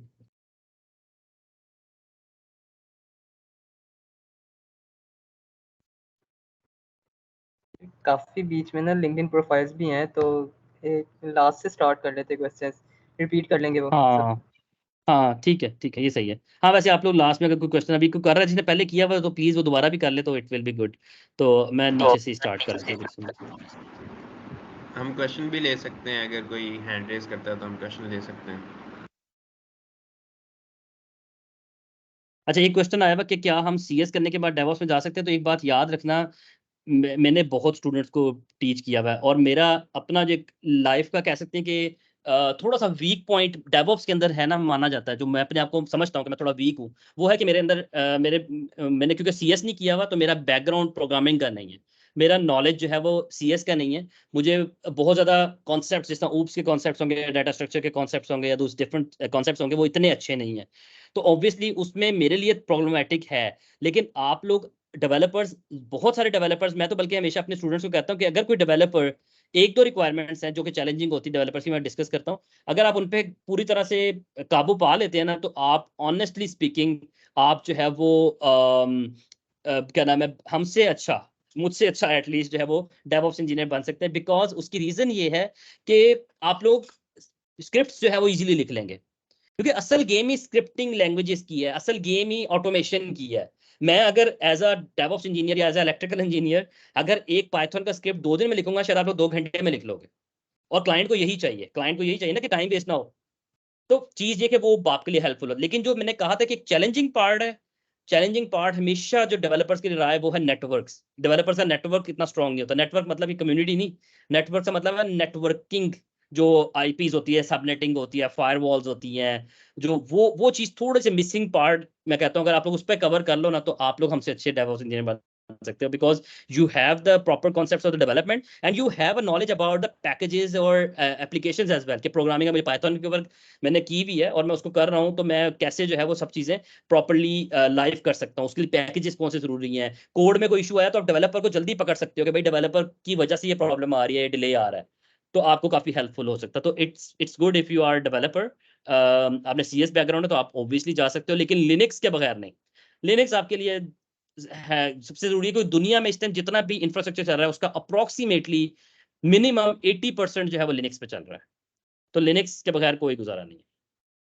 अच्छा, अगला क्वेश्चन है जी, सॉरी, करने शेयर रोड मैप, मैं रोड मैप शेयर कर दूंगा, क्लाउड का भी शेयर। क्लाउड में ये है कि आप कोई भी क्लाउड शुरू कर लो, एडब्ल्यू शुरू कर लो, एज्योर या जीसीपी कर लो। रेकमेंडेड एडब्ल्यू सिर्फ इसलिए होता है क्योंकि एडब्ल्यू दुनिया का सबसे बड़ा मार्केट कैप्चर की हुई है, और उसके मटेरियल बहुत अवेलेबल है इंटरनेट के ऊपर, तो आप उसको इजीली लर्न कर सकते हैं। अच्छा, काइंडली शेयर द, अच्छा ये तो हो गया, पाइथन कोर्स और कोर्स। फिर हाँ, पाइथन लर्न करें लेकिन टाइम वेस्ट ना करें। अगर आपको पसंद है तो जरूर करें, लेकिन अपना अपना टारगेट क्लियर करें। जिस तरह किसी ने डेवऑप्स में जाना है तो अभी से वो अपना माइंड बना ले। तो अच्छा, किसी ने एक क्वेश्चन किया है जो कि बड़ा मुझे शायद पसंद है, व्हाट शुड वी प्रपोज तक से। अच्छा, क्लाउड के सर्टिफिकेशन के रिलेटेड किसी ने पूछा है कि कौन सी करनी चाहिए या क्या करना चाहिए। तो मैं ऑनेस्टली कहूंगा कि अभी कोई सर्टिफिकेशन ना करें, जस्ट लर्निंग करें। लेकिन अगर आप किसी सर्टिफिकेशन का कोर्स कंटेंट कवर करते हैं तो आपके लिए हेल्पफुल इसलिए जरूर होता है कि आपको एक लैब एनवायरनमेंट मिल जाता है, एक आपको कोई एक टारगेट मिल जाता है, जिस टारगेट के ऊपर आप चलते हुए आप कुछ कर पाते हैं। अदरवाइज आप जो है वो किसी सुस्ती करेंगे। एक प्रॉपर रोड मैप को, एक प्रॉपर कोर्स को फॉलो करेंगे तो आप काफी सारी चीजें सीख लेंगे, तो इट विल बी गुड। अच्छा, एक लिखा हुआ है कि is DevOps job safe from AI. हाँ, अगर किसी ने ये किसी के माइंड में कि यार चैट जीपीटी ने हमारा काम खराब किया, तो ऑनेस्टली नहीं किया। मैंने भी कई दफा चैट जीपीटी से कई चीजें पूछी, और मैं कई दफा मैंने सपोज दैट मैं आपको रिसेंटली बताता हूँ, मैंने एक चीज उससे पूछी, मैं स्टक हो गया था, तो उसने मुझे एक एक आंसर दिया, फर्स्ट आंसर दिया। मैंने उससे उस आंसर पे मुझे एरर आ रहा था, मैंने उसको दोबारा एरर भेजा और दोबारा उससे कहा कि मुझे एरर आ रहा है, तो उसने मुझे सेकंड आंसर भेज दिया। मैंने उसको दोबारा वो एरर भेजा तो उसने मुझे फर्स्ट आंसर दे दिया, यानी कि एक लूप ही बन गया। फिर वो second first second first second, तो उसके बाद कोई आंसर नहीं था। तो चीज ये कि अगर आपके पास नॉलेज नहीं है तो आप एआई आपके लिए कुछ भी नहीं कर सकती। आपका नॉलेज होना बहुत जरूरी है। किसी को मैं अगर पकड़ा दूं कि भाई डेवऑप्स की जॉब क्रिएट है, तो वो मैस क्रिएट कर सकता है, वो और कुछ नहीं क्रिएट कर सकता। तो इसलिए डेवऑप्स आपकी जॉब कभी भी रिस्की नहीं होती। एआई से चीजें स्मूथ हो जाती है। आप उसको अपने बेनिफिट के लिए यूज करें, आप उसको अपने लिए यूज करें, ना कि इस चीज के लिए कि यार शायद एआई मेरी जगह ले लेगी, कभी भी नहीं हो सकता। What about the requirements and for the mathematics. अच्छा, डेटा साइंस एआई का मुझे बहुत ज़्यादा नॉलेज नहीं है, लेकिन ऑब्वियसली मैंने थोड़ा सा इन टीम के साथ काम किया हो, तो it's a worth it, it's very worth it. Because at the moment मैं जिस क्लाइंट के साथ, ऑस्ट्रेलियन क्लाइंट के साथ काम कर रहा हूँ, तो they are working on a machine learning and data science extremely. तो वहाँ पर बेनिफिट ये होता है कि मुझे काफ़ी ज़्यादा डाटा ब्रिक्स का, किसी को शायद आइडिया हो, एज़्योर के ऊपर डाटा ब्रिक्स हैं होती हैं, अगर मुझे उसके ऊपर काम करने का, हालांकि हमने काम नहीं करना होता, हमने जस्ट क्रिएट ही करनी होती चीज़ें, हमें पाइथन पे काम करने का, एप्लीकेशन के ऊपर काम करने का मौका मिल जाता है, तो हम काफ़ी कर देते हैं। अच्छा, डेवऑप्स एंड अच्छा, अब्दुल्ला, आप क्वेश्चन कर सकते हो। यस सर, मेरा क्वेश्चन भी है, लेकिन उससे पहले sir thank you so much. आपकी तबीयत भी खराब थी, स्टिल आपने इतना डिटेल्ड समझाया, तो उसके लिए first of all thank you. अच्छा, मेरा थैंक यू क्वेश्चन सो इस मच। रिलेटेड है कि आई हर्ड के डेवऑप्स में ना एंट्री लेवल जॉब्स नहीं होती हैं आपके पास, ठीक है, और मैंने हम्म। इंटर्नशिप या वगैरह इन चीज़ों के बारे में भी नहीं सुना। तो एज अ स्टूडेंट अभी मेरा थर्ड ईयर शुरू हो जाएगा, ठीक है, और भी यहाँ ओके। पर लोग नहीं होते, तो लर्न कर लेते हैं, स्किल्स आ जाती हैं, एक आधी का सर्टिफिकेशन भी आ गई, तो आफ्टर ग्रेजुएशन मेरे लिए मतलब क्या होगा, मुझे किस तरह स्टार्ट करना चाहिए? आपको मैं तो कहता हूँ यार, ग्रेजुएशन खत्म होने का वेट ना करो। अब तो मेरे भी सर्कल में, बल्कि मैं कहता हूँ शायद पीछे रह गए हैं हम लोग। मैं भी अब 30+ हो गया हूँ। तो मुझे अब ये लगता है कि यार अब स्टूडेंट्स जो है ना काफ़ी एक्टिव हो गए हैं। अब उनका इंटरेस्ट जो है वो अपनी डिग्री के हाफ से ही स्टार्ट हो जाता है कि यार मुझे जो है ना वो स्टार्ट कर देनी लर्निंग। तो आप लिनक्स से स्टार्ट कर दो। लिनक्स इतनी मुश्किल नहीं कि आपको उसकी डिग्री खत्म होने का वेट करना पड़े। तो आहिस्ता आहिस्ता छोटी छोटी चीज़ें स्टार्ट करना शुरू कर दो। आप अगर सीएस में काम कर रहे हो और आपको आप इंटरेस्ट है पाइथन के अंदर, तो आप पाइथन को डेवलपमेंट तो कर रहे हो, आप उसके डिप्लॉयमेंट्स भी शुरू कर दो कि भाई इसको कंटेनराइज कैसे करना है। गूगल करो भाई पाइथन एप्लीकेशन को कंटेनराइज कैसे करना है, डॉकर में कैसे कर।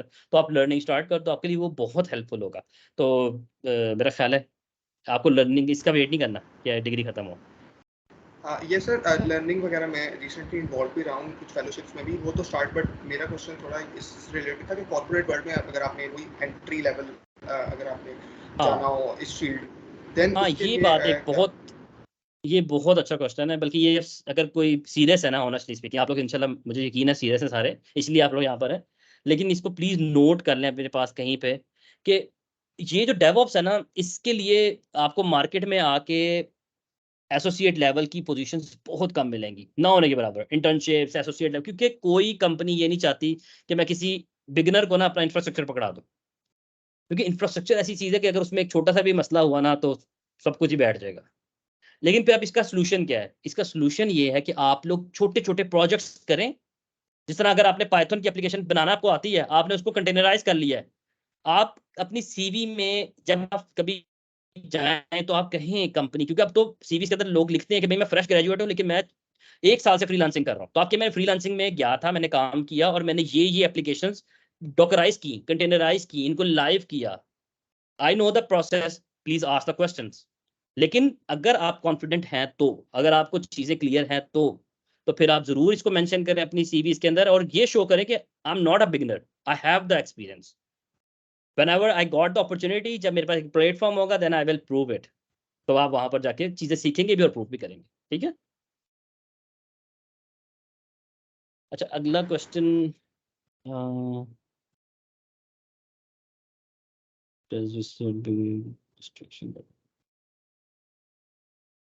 अच्छा, एक चीज बड़ी काफी ज्यादा एक वैसे क्वेश्चन आया है कि he is a web developer और अगर उसको डेवऑप्स में जाना है, डिस्ट्रक्टेड लर्निंग और समथिंग।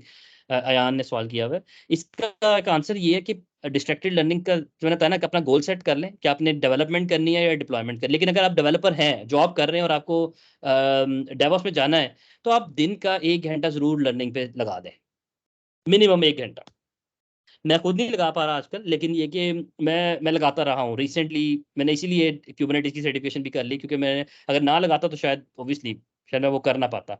तो वो लगाएं, अपना टाइम स्पेंड करें, एटलीस्ट 1 घंटा जरूर अपनी लर्निंग को दें।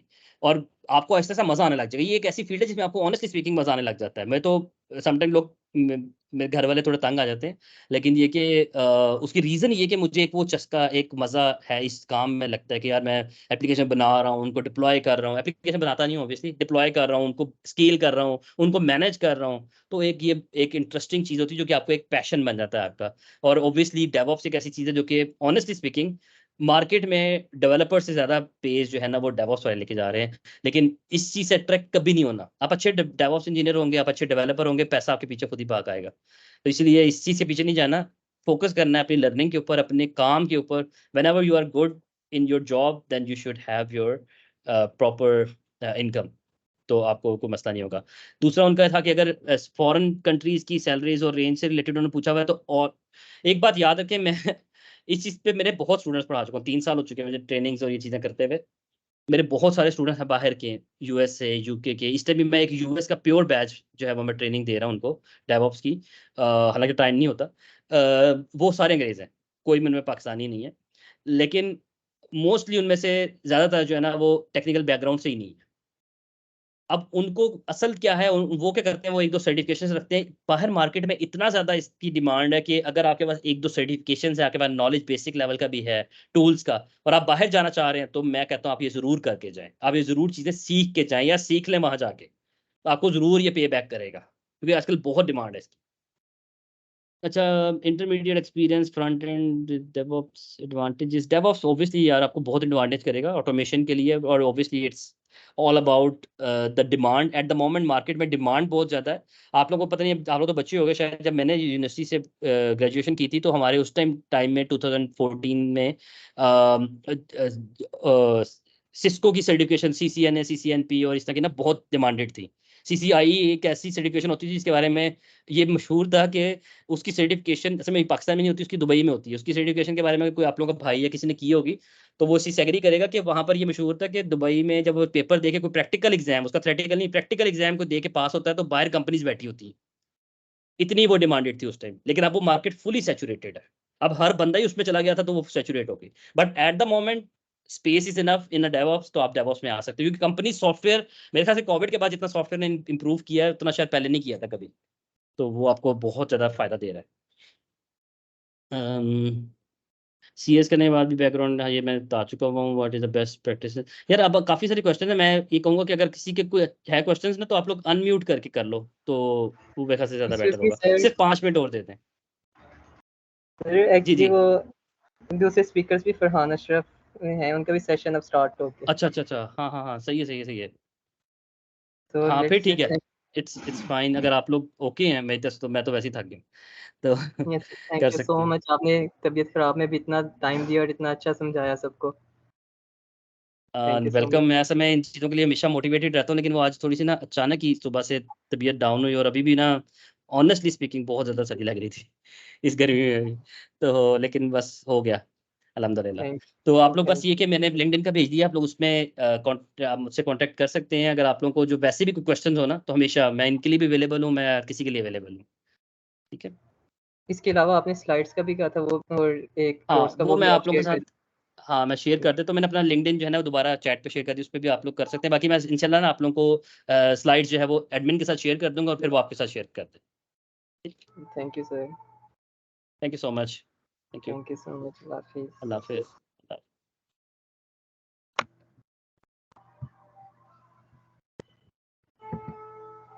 अस्सलाम वालेकुम फरहान भाई। अस्सलाम वालेकुम। मुझे बताओ बैकग्राउंड में कोई नॉइज़ वगैरह आ रही है या शोर हो रहा है? नो नो, नहीं, क्लियर आवाज आ रही चलो परफेक्ट है। नॉइज़ कैंसलिंग हेडफोन्स का थोड़ा फ़ायदा हुआ, अदरवाइज पीछे काफ़ी लोग बाजा बजा रहे हैं लिटरली।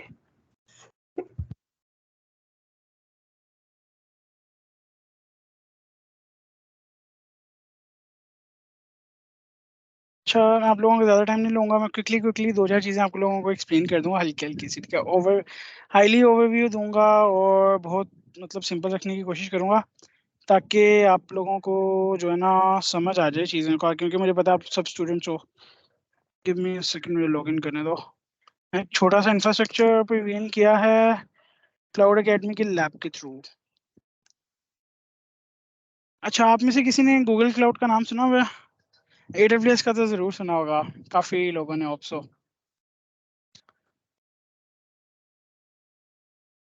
उसी तरह ना GCP जौन सा है वो cloud infrastructure provided by Google है, ठीक है। और ये उसका एक बेसिक सा कंसोल है। उससे पहले मेरा एक छोटा सा जो इंट्रो ये है कि आई एम ए डेवसेकऑप्स इंजीनियर। जैसे उमर भाई डेवऑप्स के इंजीनियर थे, तो मैंने स्टार्ट वहीं से किया था जूनियर लेवल, मगर मेरा साइबर सिक्योरिटी में बहुत ज़्यादा शौक था, तो फिर मैं डेवसेकऑप्स की टीम में मूव कर गया था, जिसका मतलब होता है डेवऑप्स सिक्योरिटी, ठीक है। उसमें ये होता है कि जिस तरह वो सारा प्रोसेस ऑटोमेट कर देते हैं ना डेवऑप्स में, उसकी बेस्ट प्रैक्टिसेस यूज़ करते हैं। हम लोग उसमें सिक्योरिटी की बेस्ट प्रैक्टिसेस यूज़ करते हैं, उनके इंफ्रास्ट्रक्चर को सिक्योर करते हैं कि अगर आप रैपिडली उसको बिल्ड कर रहे हो, डिप्लॉय कर रहे हो ना, तो वो सिक्योर भी रहे। ये ना हो कि वो बिल्ड हो रहा हो मगर उसमें सिक्योरिटी ब्रीचेस बहुत ज़्यादा आ रहे हों।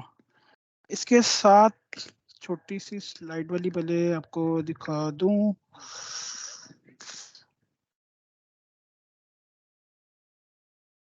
आसिम ना शो यार, वो बिल्कुल नहीं जा रहा।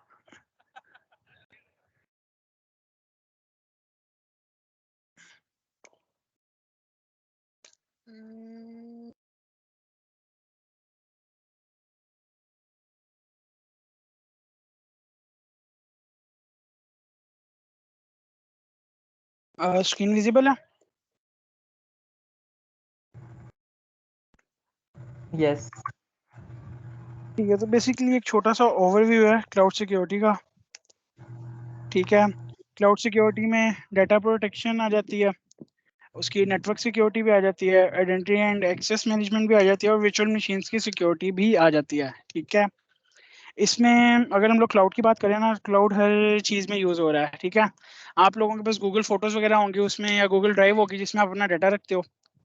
तो अगर हम उसकी सिक्योरिटी की बात करें तो वो डाटा प्रोटेक्शन में आ जाता है।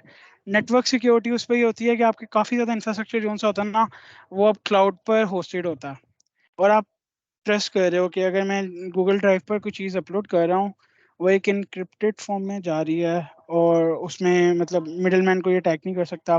Everything is secure end to end. और आइडेंटिटी और एक्सेस मैनेजमेंट में ये है कि अगर लेट्स सपोज मैंने फाइल किसी के साथ शेयर किया, तो सिर्फ वही एक्सेस कर सकता है, उसके अलावा वो कोई और एक्सेस नहीं कर पाएगा। ठीक है, तो गूगल ड्राइव वगैरह में अगर आपने कोई एग्जांपल, फॉर एग्जांपल की फाइल रखी थी, किसी के साथ एडिटर एक्सेस दी थी, किसी को व्यू एक्सेस दी थी, तो वो लोग ही ऐसे कर सकते हैं, उसके अलावा कोई और उसमें कुछ नहीं कर सकता। वर्चुअल मशीन की सिक्योरिटी इंफ्रास्ट्रक्चर्स वगैरह साइट पे आ जाती है, जहाँ पे वीएम जोन सा होता है, वो बेसिकली आपका एक कंप्यूटर है जो आप यूज़ करते हो, मगर वो क्लाउड पे होस्टेड होता है, और फिजिकली वो कहीं और अवेलेबल होता है। उस पर आपको एक एक्सेस की मिल जाती है, जिसके थ्रू आप उसे कहीं बैठ के भी एक्सेस कर सकते हो। बाकी इसमें अगर एक हाई लेवल ओवरव्यू दूँ सिक्योरिटी का, तो ना वो सिर्फ 3 चीज़ों पे बेस करता है, CIA ट्राइड पर, कॉन्फिडेंशियलिटी, इंटेग्रिटी और अवेलेबिलिटी। कॉन्फिडेंशियलिटी का ये मतलब है कि अगर मैंने कोई चीज़ किसी को सेंड किया है, लेट्स सपोज व्हाट्सएप पे मैंने मैसेज भेजा है, वकास को भेजा है, ठीक है, तो वो वकास के पास ही जा रहा है और किसी को उस तक एक्सेस नहीं है, जो एंड टू एंड इनक्रिप्शन कह के कहते हैं कि जी कोई थर्ड पार्टी आपका डाटा एक्सेस नहीं कर पाएगी। इंटेग्रिटी ये है कि अगर मैंने उसे हेलो लिख के भेजा है, उसको हेलो ही जाएगा, वो बीच में किसी तरह मैनिपुलेट नहीं होगा, वो कुछ और लिख के नहीं जाएगा। और अवेलेबिलिटी का ये है कि जब मैंने उसे मैसेज किया उसको पहुंच गया, अगर 3 दिन बाद जा रहा है, 4 दिन बाद जा रहा है, तो फिर भी फ़ायदा नहीं है उसका कोई। तो जो आपकी बेसिक साइबर सिक्योरिटी है वो इन 3 चीज़ों पे ही बेस करती है। और इसके अलावा ये है कि साइबर सिक्योरिटी नहीं, फिजिकल सिक्योरिटी भी इन 3 चीज़ों पे बेस करती है। लेट्स सपोज अगर आपने कोई घर की कीमती कागजात रखे हुए हैं, कोई सोना रखा हुआ है, ठीक है, तो वो कॉन्फिडेंशियल है, हो सकता है बच्चों को भी ना पता हो घर के, ठीक है, वो बड़ों ने अपने पास रखा हुआ है, उन्हें पता है कहाँ पे है, और उसकी इंटेग्रिटी ये मेंटेन है कि भाई वो जहाँ पड़ा है वहाँ पे ही है। उसके अलावा ये नहीं अगर आपने सोना रखा था वो बाद में चांदी बन जाएगा। और अवेलेबिलिटी, उस पे एक्सेस नहीं है किसी को, ठीक है, किसी को बार बार वो उसको बार बार आप जाके देखते नहीं हो, या फिर वो ऐसी जगह नहीं रखा हुआ कि कोई भी एक्सेस कर ले, तो वो चीज़ फिर सिक्योर होती है। तो अगर आप इन 3 चीज़ों में बैलेंस रखो ना, तो फिर ही आपकी चीज़ सिक्योर है। अगर आप सिर्फ कॉन्फिडेंशियलिटी पे चले जाओगे, किसी को पता ही नहीं होगा वो चीज़ कहाँ पर है, तो ना आपको उसकी इंटेग्रिटी का पता लगेगा कि वो चीज़ वैसी ही है या नहीं, और ना वो अवेलेबल होगी, कोई उसे एक्सेस कर पाएगा। तो अगर लेट्स सपोज मैं एक हेलो का मैसेज कर रहा हूँ, तो मैं चाहता हूँ उसे जाए भी, ठीक है, तो मुझे उसकी अवेलेबिलिटी भी चाहिए, मुझे उसकी इंटेग्रिटी भी चाहिए कि भाई हेलो ही जाए, और कॉन्फिडेंशियलिटी ये है कि सिर्फ उसको पता लगे कि मैंने क्या मैसेज भेजा। तो इसी तरह अगर लेट्स सपोज आप कंप्यूटर की बात करो ना, तो कंप्यूटर में 3 चीज़ें होती हैं, इनपुट, प्रोसेस, आउटपुट, ठीक है। तो अगर आप इनपुट कहीं से ले रहे हो, तो इसका ये मतलब है आप कहीं से रीड कर रहे हो एक चीज़, उसके बाद आपने उस पे जो करना है, सम करना है, प्लस करना है, जो करना है आप वो कर रहे हो, और उसके बाद आप उसे कहीं राइट कर रहे हो। तो ये एक हाई लेवल ओवरव्यू है कंप्यूटर का, क्या हो कंप्यूटर वर्क। आप कहीं ना कहीं से रीड और राइट कर रहे होते हो बस। अगर इंटरनेट की बात करें, वो भी यही है कि किसी ना किसी सर्वर पर कोई चीज़ पड़ी है, उसको मैं रीड कर रहा हूँ, और लेट्स सपोज अगर मैंने कुछ वहाँ पे राइट कर दिया, तो आप कोई और भी रीड कर सकता है। और इसकी एक बेसिक सी एग्जाम्पल ये है कि अगर मैंने इंस्टाग्राम पे कोई पिक्चर अपलोड किया, तो मैंने एक इंस्टाग्राम के सर्वर पर राइट कर दिया, और उसके बाद आप सब लोग जब उसको जाके एक्सेस करते हो, तो आप रीड कर रहे हो इंस्टाग्राम के सर्वर से। और उसकी कॉन्फिडेंशियलिटी ये है कि मेरे से फॉलोअर्स देख सकते हैं। उसकी इंटेग्रिटी ये है कि मैंने जो पोस्ट किया वही पोस्ट आ रही है, उसकी जगह कुछ और नहीं आ रहा, कि क्रिप्टो स्कैम और ETC। और उसकी अवेलेबिलिटी ये है कि जिन लोगों को मैं चाहता हूँ देखें मेरे फॉलोअर्स, तो वो फ़ौरन देख सकते हैं जाके जैसे ही मैंने अपलोड किया। तो ये एक बेस है साइबर सिक्योरिटी की। अच्छा, अब इसमें हम एक चीज़ को भी देखेंगे, वो है इसकी अवेलेबिलिटी और कॉन्फिडेंशियलिटी, ठीक है। उसमें यह है कि गूगल क्लाउड आर्मर होता है, एक लेयर 7 का टूल है। अगर आपको आइडिया हो, नेटवर्किंग लेयर्स होती हैं, 7 लेयर्स होती हैं, ठीक है।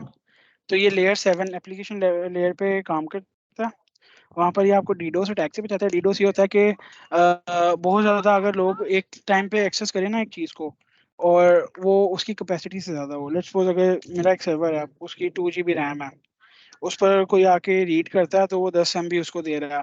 इस तरह अगर मिलियंस ऑफ यूजर्स आ जाएंगे, वो 10-10 MB करके एक टाइम आएगा ख़त्म हो जाएगा, और वो बाकी सबको वेटिंग में डाल देगा, तो वो उसको डीडोस अटैक कह सकते हैं। ठीक है, बाकी यहाँ से आप इजीली मैनेज कर सकते हो अपनी क्लाउड सिक्योरिटी, और इसकी जो प्राइसिंग है वो भी ट्रांसपेरेंट होती है।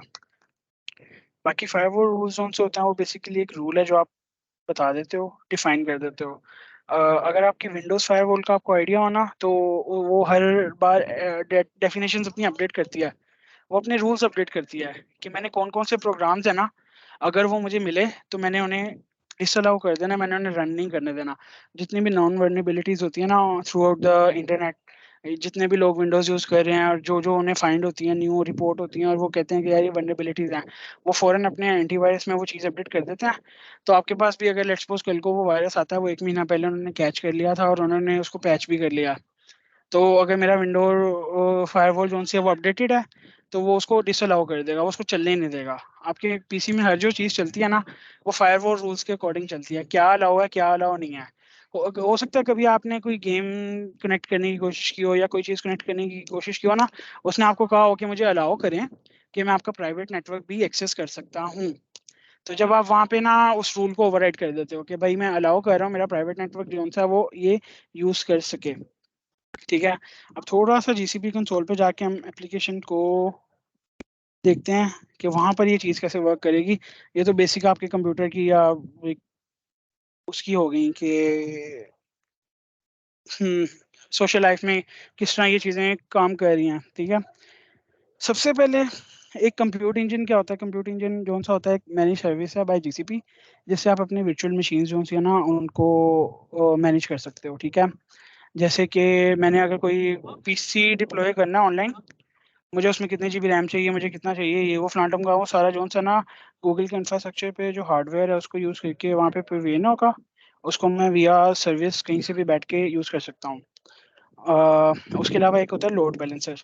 लोड बैलेंसर ये करता है कि आपकी ऑटो स्केलिंग और डाउन टाइम जो सा होता है उसे कम करता है, और ऑटो स्केलिंग के थ्रू करता है। ठीक है, ऑटो स्केलिंग ये होती है कि लेट्स सपोज अगर मेरा एक सर्वर है, उसकी लिमिट ये है कि वो 2 GB है, और मेरे उसमें 1 मिलियन यूजर्स को मैं अकोमोडेट कर सकता हूँ। लेट्स सपोज मैंने कोई फ्लैश सेल लगाई और 2 मिलियन यूजर्स जो हैं ना आप उसे एक्सेस कर रहे हैं। ओके, सेकेंड, इसका एम नहीं पर फिगर हुआ तो मुझे फायरवॉल पर ही जाना पड़ेगा। ठीक है, फोटो स्केलिंग वगैरह जो सी मैंने आपको एक्सप्लेन किया, उसमें ये फ्लैश से लगे मैं लगा रहा हूँ ना, तो उसके बाद मुझे ये है कि वो उसको फ़ौरन से जाकर जो सा ना अब ऑटो स्केल कर देगा, 2 सर्वर्स और डिप्लॉय कर देगा। क्यों? क्योंकि अब मेरी नीड है, नीड है ना, तो वो उसको ऑटो स्केल करेगा। जब वो 2 मिलियन से यूजर 1 मिलियन तक वापस आ जाएंगे, 1 मिलियन से थोड़े कम होंगे, वो बाकी सर्वर 2 कम कर देगा। तो जितनी देर वो 2 सर्वर चलेंगे उनका मुझे चार्ज पड़ेगा, क्योंकि एवरीथिंग इज जो उनसे है वो पेएबल है यहाँ पे।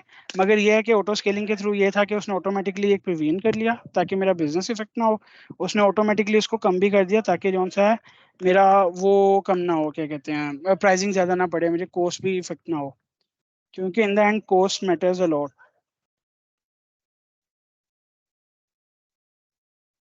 के इंफ्रास्ट्रक्चर जो है वो प्रिवियन हो चुका है, तो इसमें अब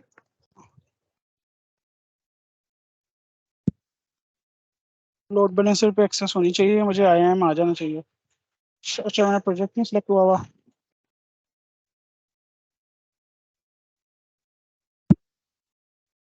शोर तो नहीं आ रहा बैकग्राउंड का? नो, क्लियर है No. वॉइस।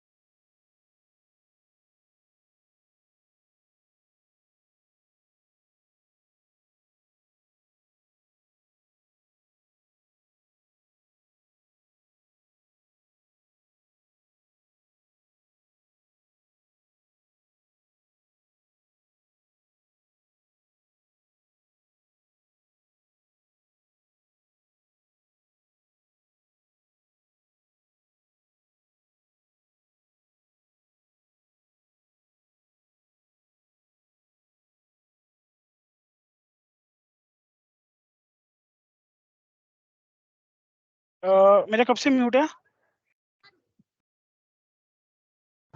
1 मिनट से।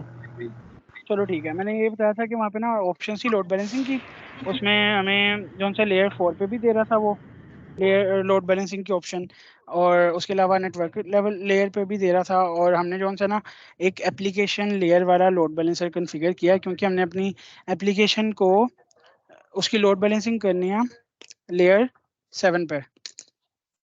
अब शोर आ रहा है पीछे या नहीं आ रहा?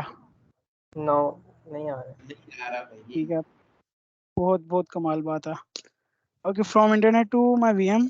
ठीक है, अब मैंने जो इसकी लोड बैलेंसिंग करनी है वो ये नहीं रखना कि मेरे अच्छा, अब इसमें होता है कि आप लोड बैलेंसर भी ना दो तरह के रखते हो। एक इंटरनेट फेसिंग होता है, आप इंटरनल पे रखते हो। ठीक है, इंटरनल ये होता है कि आप इंटरनेट पे अपने लोड बैलेंसर पे डायरेक्ट ट्रैफिक नहीं लाना चाह रहे, आप चाह रहे हो कि मेरा लोड बैलेंसर जो सा ना प्राइवेट रहे। तो उसके ये कॉन्सेप्ट होता है कि आपका पब्लिक इंटरनेट होता है, एक प्राइवेट इंटरनेट हो जाता है।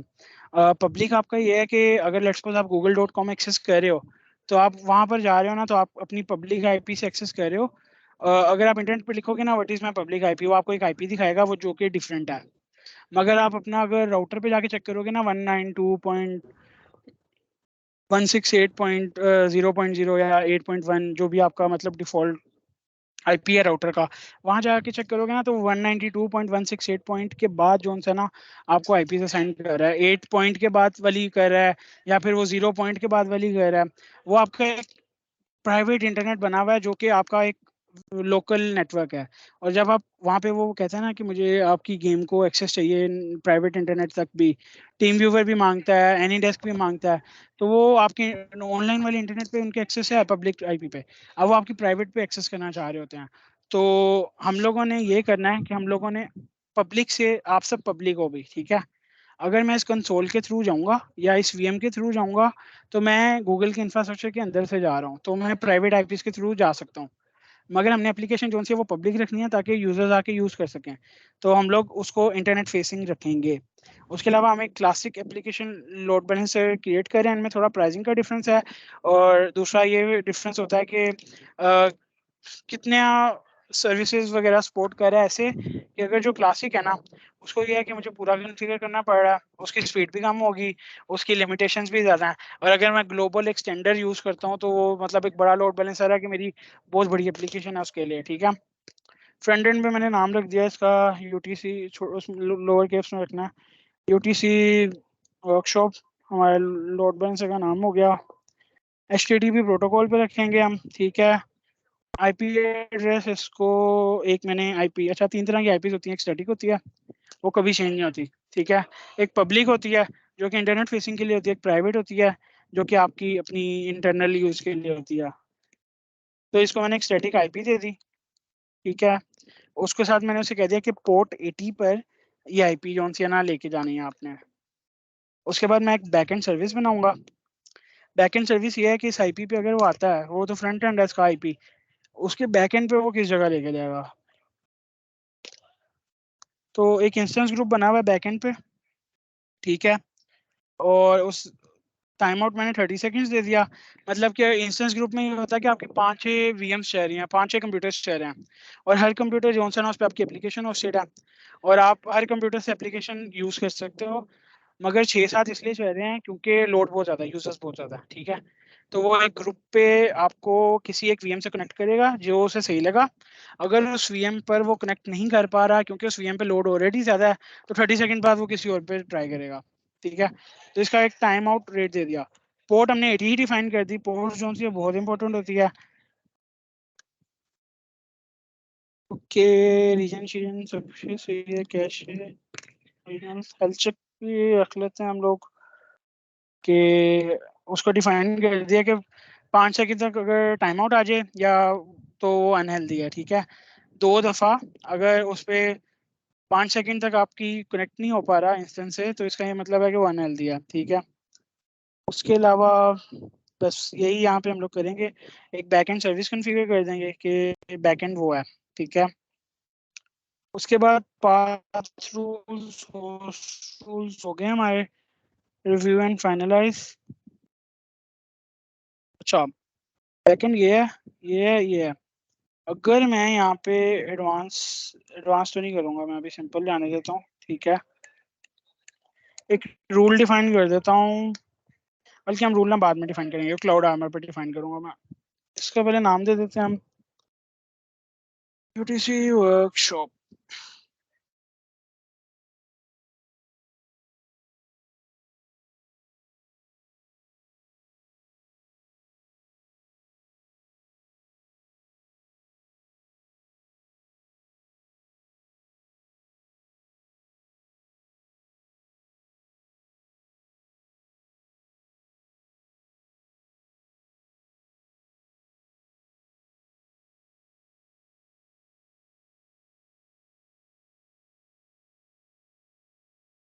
फरहान भाई आपका माइक म्यूट है।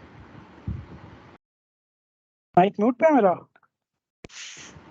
ये अभी हुआ है जस्ट जब आपने यूटीसी वर्कशॉप बोला ना उसके बाद। Okay okay okay okay.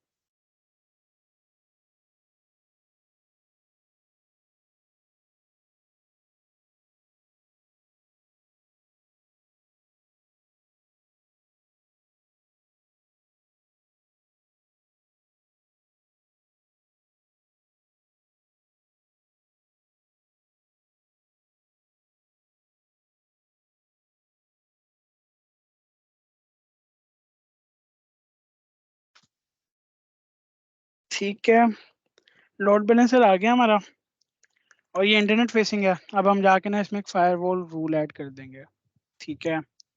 और रूल का सिंपल सिंपल जो मतलब है,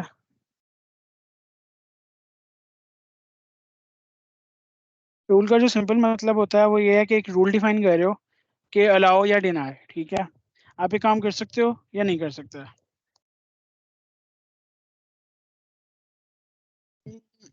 लॉग्स इसके ऑफ रखूंगा, प्रायोरिटी इसकी 1000 है, ठीक है। प्रायोरिटी का ये होता है कि जिसकी प्रायोरिटी कम है वो रूल पहले चेक होगा, उसका पहले अलाउ डिसअलाउ होगा, और बाकी वाले जो से ना वो बाद में मैटर करते हैं उसके लिए, ठीक है। टारगेट आ गया, ओके, ऑल थिंग्स देयर, ठीक है। आईपी रेंजेस है, आईपी रेंजेस में एक पब्लिक आईपी दे दूंगा मैं। इसका ये मतलब है कि ऑल ट्रैफिक अलाउड है, 0.0.0.0, और वो साइडर जौन सा मैं कह रहा हूँ तुम सारा ही चेंज कर सकते हो, ठीक है।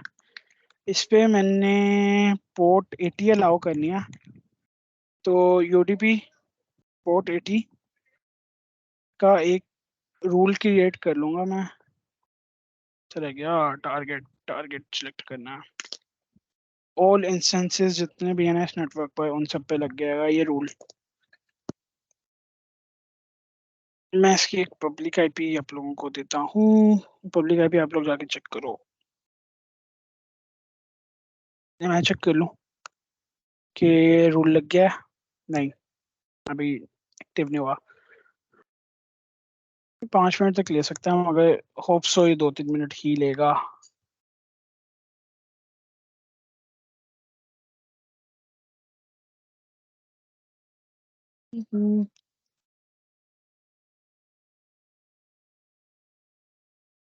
ये आईपी ना मैं चैट पे भी सेंड कर रहा हूँ, आप लोग भी ट्राई करते रहना।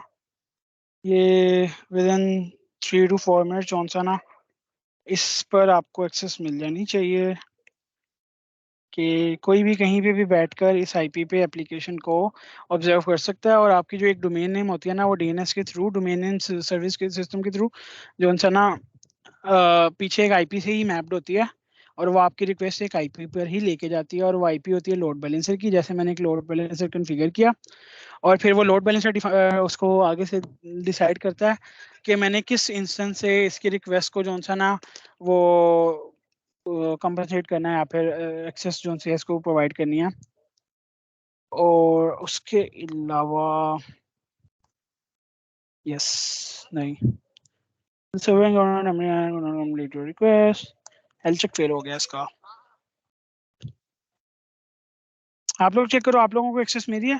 मेरे तो यहाँ पे कंपनी के लैपटॉप पे फायरवॉल रूल लगा हुआ है, नॉट सिक्योर पे मुझे वैसे भी अलाउ नहीं करेगा। आप लोग चेक करो, आप में से किसी का खुद है वहाँ पे लिखा आ रहा होगा hello from cloud academy.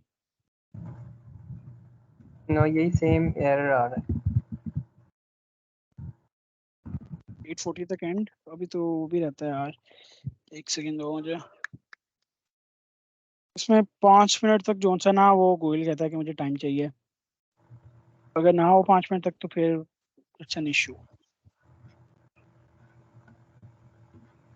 Okay okay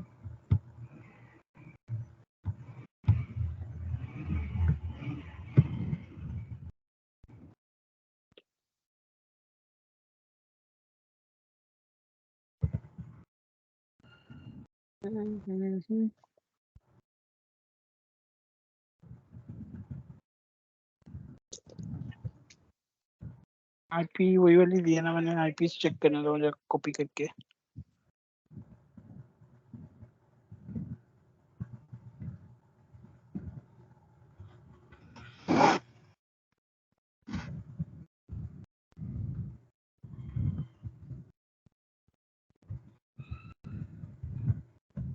इस वजह से AWS थोड़ा सा आ गया इससे।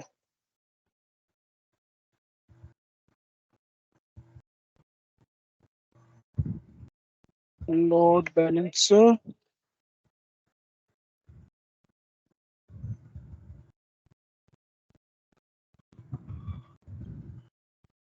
सेकंड सर्विस है, अनहेल्दी आ रही है यार। मेरे ख्याल में ना एप्लीकेशन जो से वो सही से प्रिवियन नहीं की इसने। चीज़ें मिला हुआ है, टाइम आउट 30 सेकंड है, सीरियल चेक और लॉगिंग डिसेबल्ड है, हेल्दी नहीं है ठीक है। पोर्ट 80 पे चेक कर लेते हैं जाके। एक तो इस पे एक और रीजन है, इसके लोग भी 5 मिनट बाद आते हैं। चलो जब तक ये दोबारा इसको हेल्थ चेक करता और कोई हेल्दी तक पहुंचता, तब तक हम लोग एक जोन सा ना क्लाउड आर्मर पे भी रूल कॉन्फ़िगर कर लेते हैं।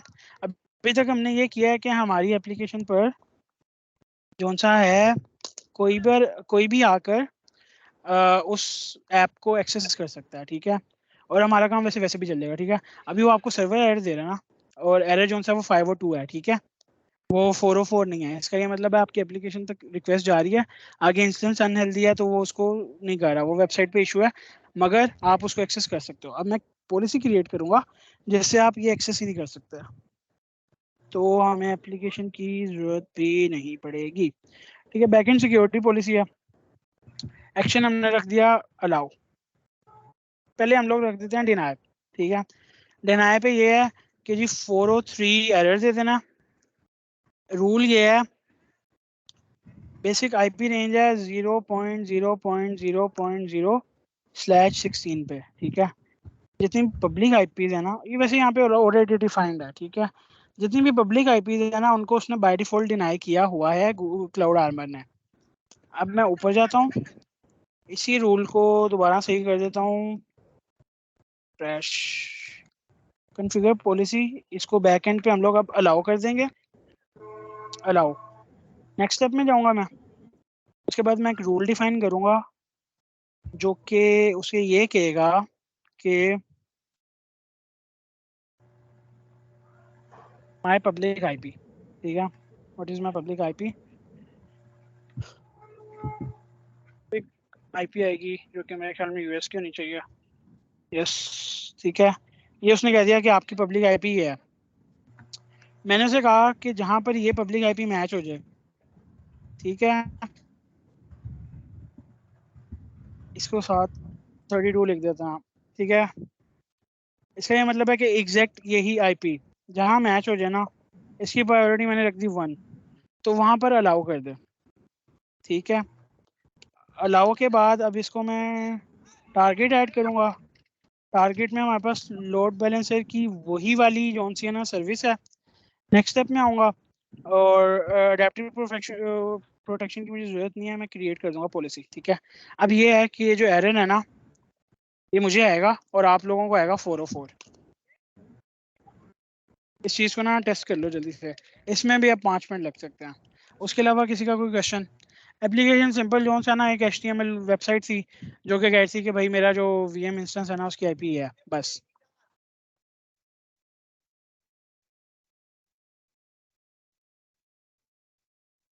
इस IP पे आ रहा है, आप लोगों को चेक करो आप लोगों की IP पे क्या आ रहा है। 404 आ रहा है किसी को? इसके अलावा भी आप सबके कोई क्वेश्चंस हैं तो चैट में टाइप कर दें। तब तक पूछ लो जल्दी जल्दी। और ना इनकॉग्निटो मोड पे चेक करना ताकि कैश ना आए बार बार। कैशे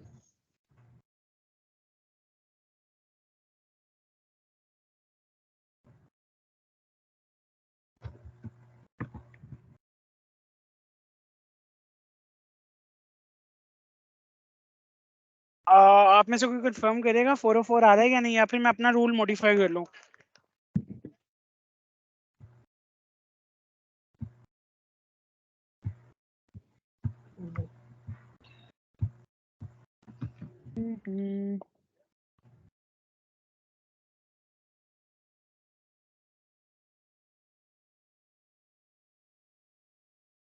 Alt F5 प्रेस करके देखो।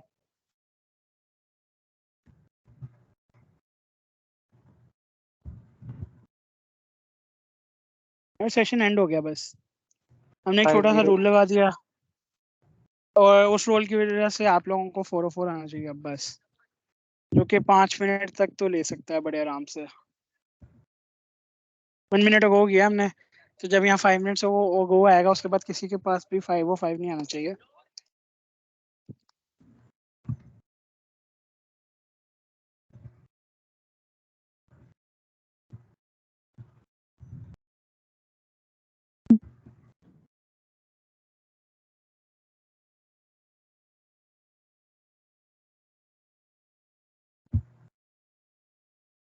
इंफ्रास्ट्रक्चर की क्रेडिट्स के हिसाब से 4 मिनट्स रहता है। आपके पास 666 एरर आ रहा है। 666 एरर का क्या मतलब है? मैं पहली दफा सुन रहा हूँ। ईद कोड। अच्छा मैं मोबाइल पे वाईफाई कर लेता हूँ अपना।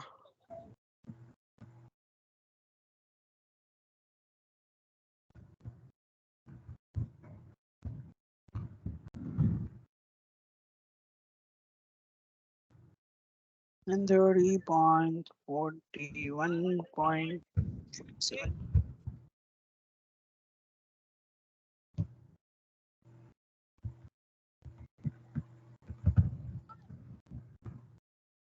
ठीक है, मैंने मोबाइल पे वेरीफाई किया है, मुझे 404 दे दिया उसने। मुझे मोबाइल से उसने सर्वर पे एक्सेस नहीं दी। ठीक है, अब यहाँ से मैं रिफ्रेश करता हूँ, इसको 502 ही देना चाहिए। यहाँ पे 403 दे रहा है, फोरबिडन दे रहा है। ठीक है यहाँ पे फोरबिडन दे रहा है, इसका ये मतलब है कि मेरी पब्लिक आईपी ये नहीं थी। अब मैं यहाँ पे जाऊँगा, मेरे पास एक गेटवे है छोटा सा, उस गेटवे से कहूँगा मेरी आईपी बताए, माई पब्लिक आईपी।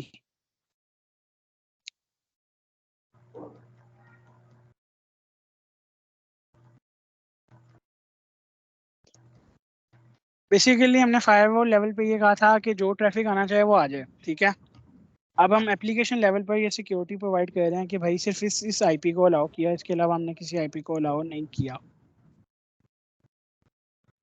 यहाँ पे कह रहा है मेरी आईपी है 130.4147। ठीक है, 130.142 खोलने को मुझे एक्शन रीड करते हैं, इसका साइडर ब्लॉक हटा देते हैं।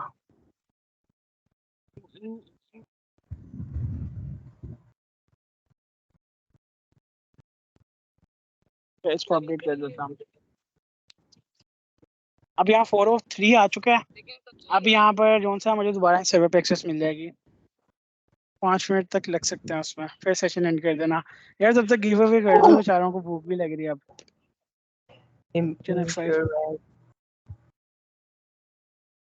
मैं एक दफा वो आ जाए फिर इसको एंड करता हूँ। तब तक अगर किसी का जेन्युइन कोई क्वेश्चन है तो पूछ लो। ओके एवरीवन, मैं ना चैट बॉक्स में लिंक शेयर कर रहा हूँ, हम पिन कर देते हैं और अटेंडेंस 5 मिनट तक ये फॉर्म रहेगा, उसके बाद हम रिमूव कर देंगे। अच्छा, इनका 1 आवर 45 मिनट से चल रहा है सेशन? यस एक्चुअली मैं यार इतना नहीं करना चाहिए। यस वो बस चलो इस आईपी पे आप लोगों को 403 आ रहा होगा। पहले आप सबने इस पे एक्सेस किया था तो आपको एक्सेस थी। एक्सेस अब आप लोगों को इसलिए नहीं है क्योंकि मैंने रिवोक कर दिया। तो बेसिकली इसको हम एक्सेस कंट्रोल कहते हैं। और ये एप्लीकेशन लेवल पर जो सा डेवऑप्स इंजीनियर करते हैं, क्यों डेवसेकओप्स इंजीनियर करते हैं, क्यों?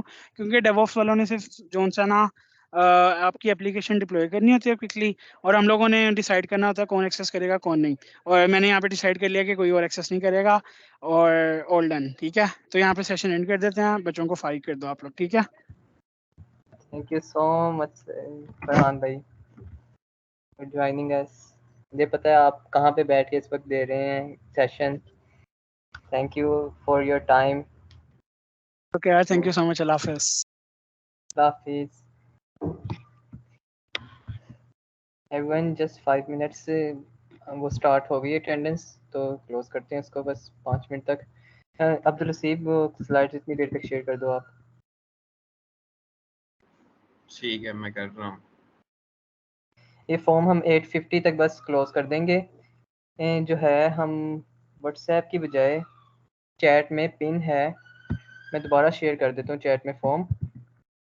व्हाट्सएप पे ना मांगे, आप यहाँ पे से दे सकते हैं। चैट बॉक्स में अटेंडेंस फॉर्म है।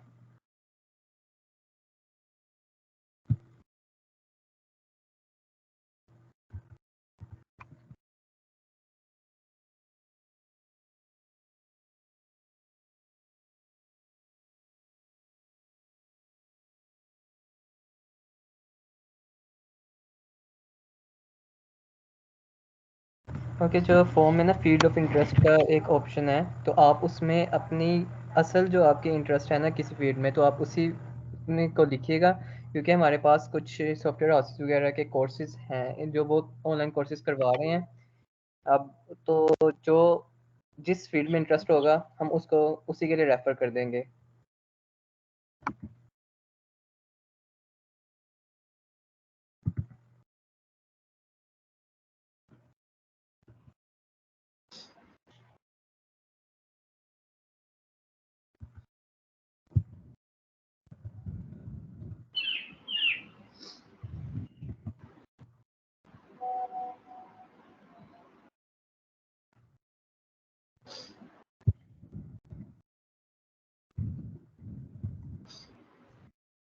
ओके, हसीब का कोई इशू आ रहा है, मैं प्रेजेंट कर देता हूँ, आप तब तक फॉर्म फिल कर लें। It's compulsory to present this.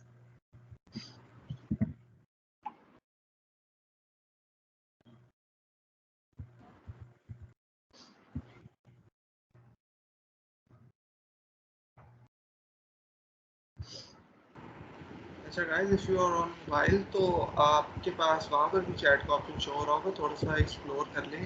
कुछ लोगों का इशू आ रहा है, अब वहाँ पर डायरेक्टली नहीं आ रहा होगा। उधर आपको मीटिंग की इंफॉर्मेशन में या वो 3 डॉट्स आ रहे होंगे मेन्यू का, वहाँ से आपको मिल जाएगा। बाकी ये चैट में शेयर्ड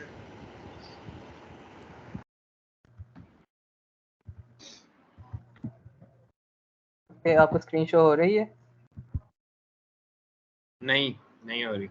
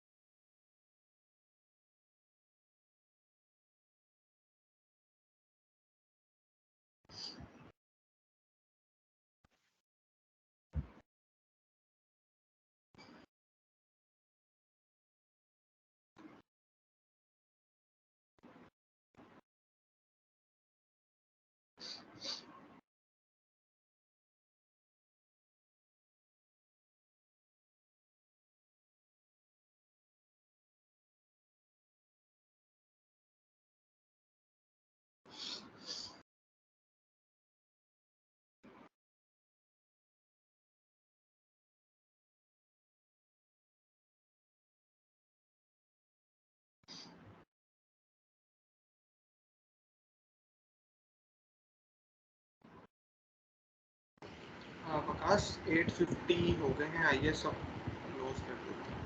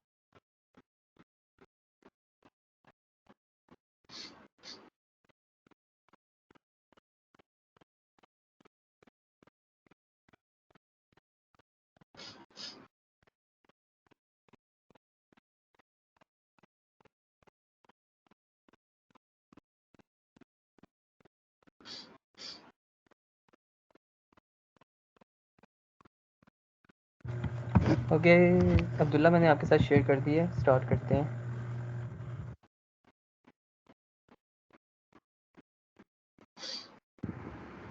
यस, जस्ट गिव मी 2 मिनट्स, उतनी देर आप अनाउंस कर दो कि आज क्या क्या गिवअवेज हैं हमारे पास, देन मैं अपनी स्क्रीन शेयर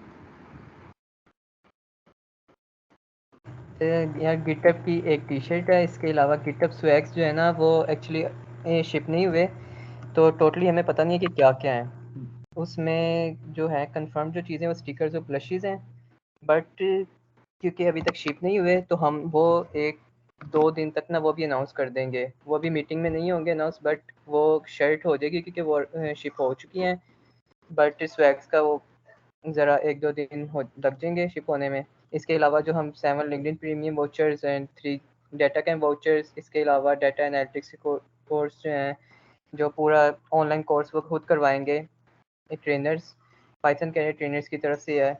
इसके अलावा प्लेडियम वाउचर्स का भी हम आपको ईमेल कर देंगे, क्योंकि हार्ड फॉर्म में है तो आप अगर आके ले सकते हैं, या हम कोई और भी तरीका इसका ढूंढ रहे हैं तो वो भी आप तक पहुंच जाएंगे।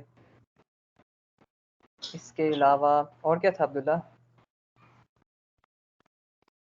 हाँ, सर्टिफिकेट्स भी आपको 2 दिन तक मिल जाएंगे। एक्चुअली कल 14 अगस्त है, तो आपको पता है टीम भी अवेलेबल नहीं होगी।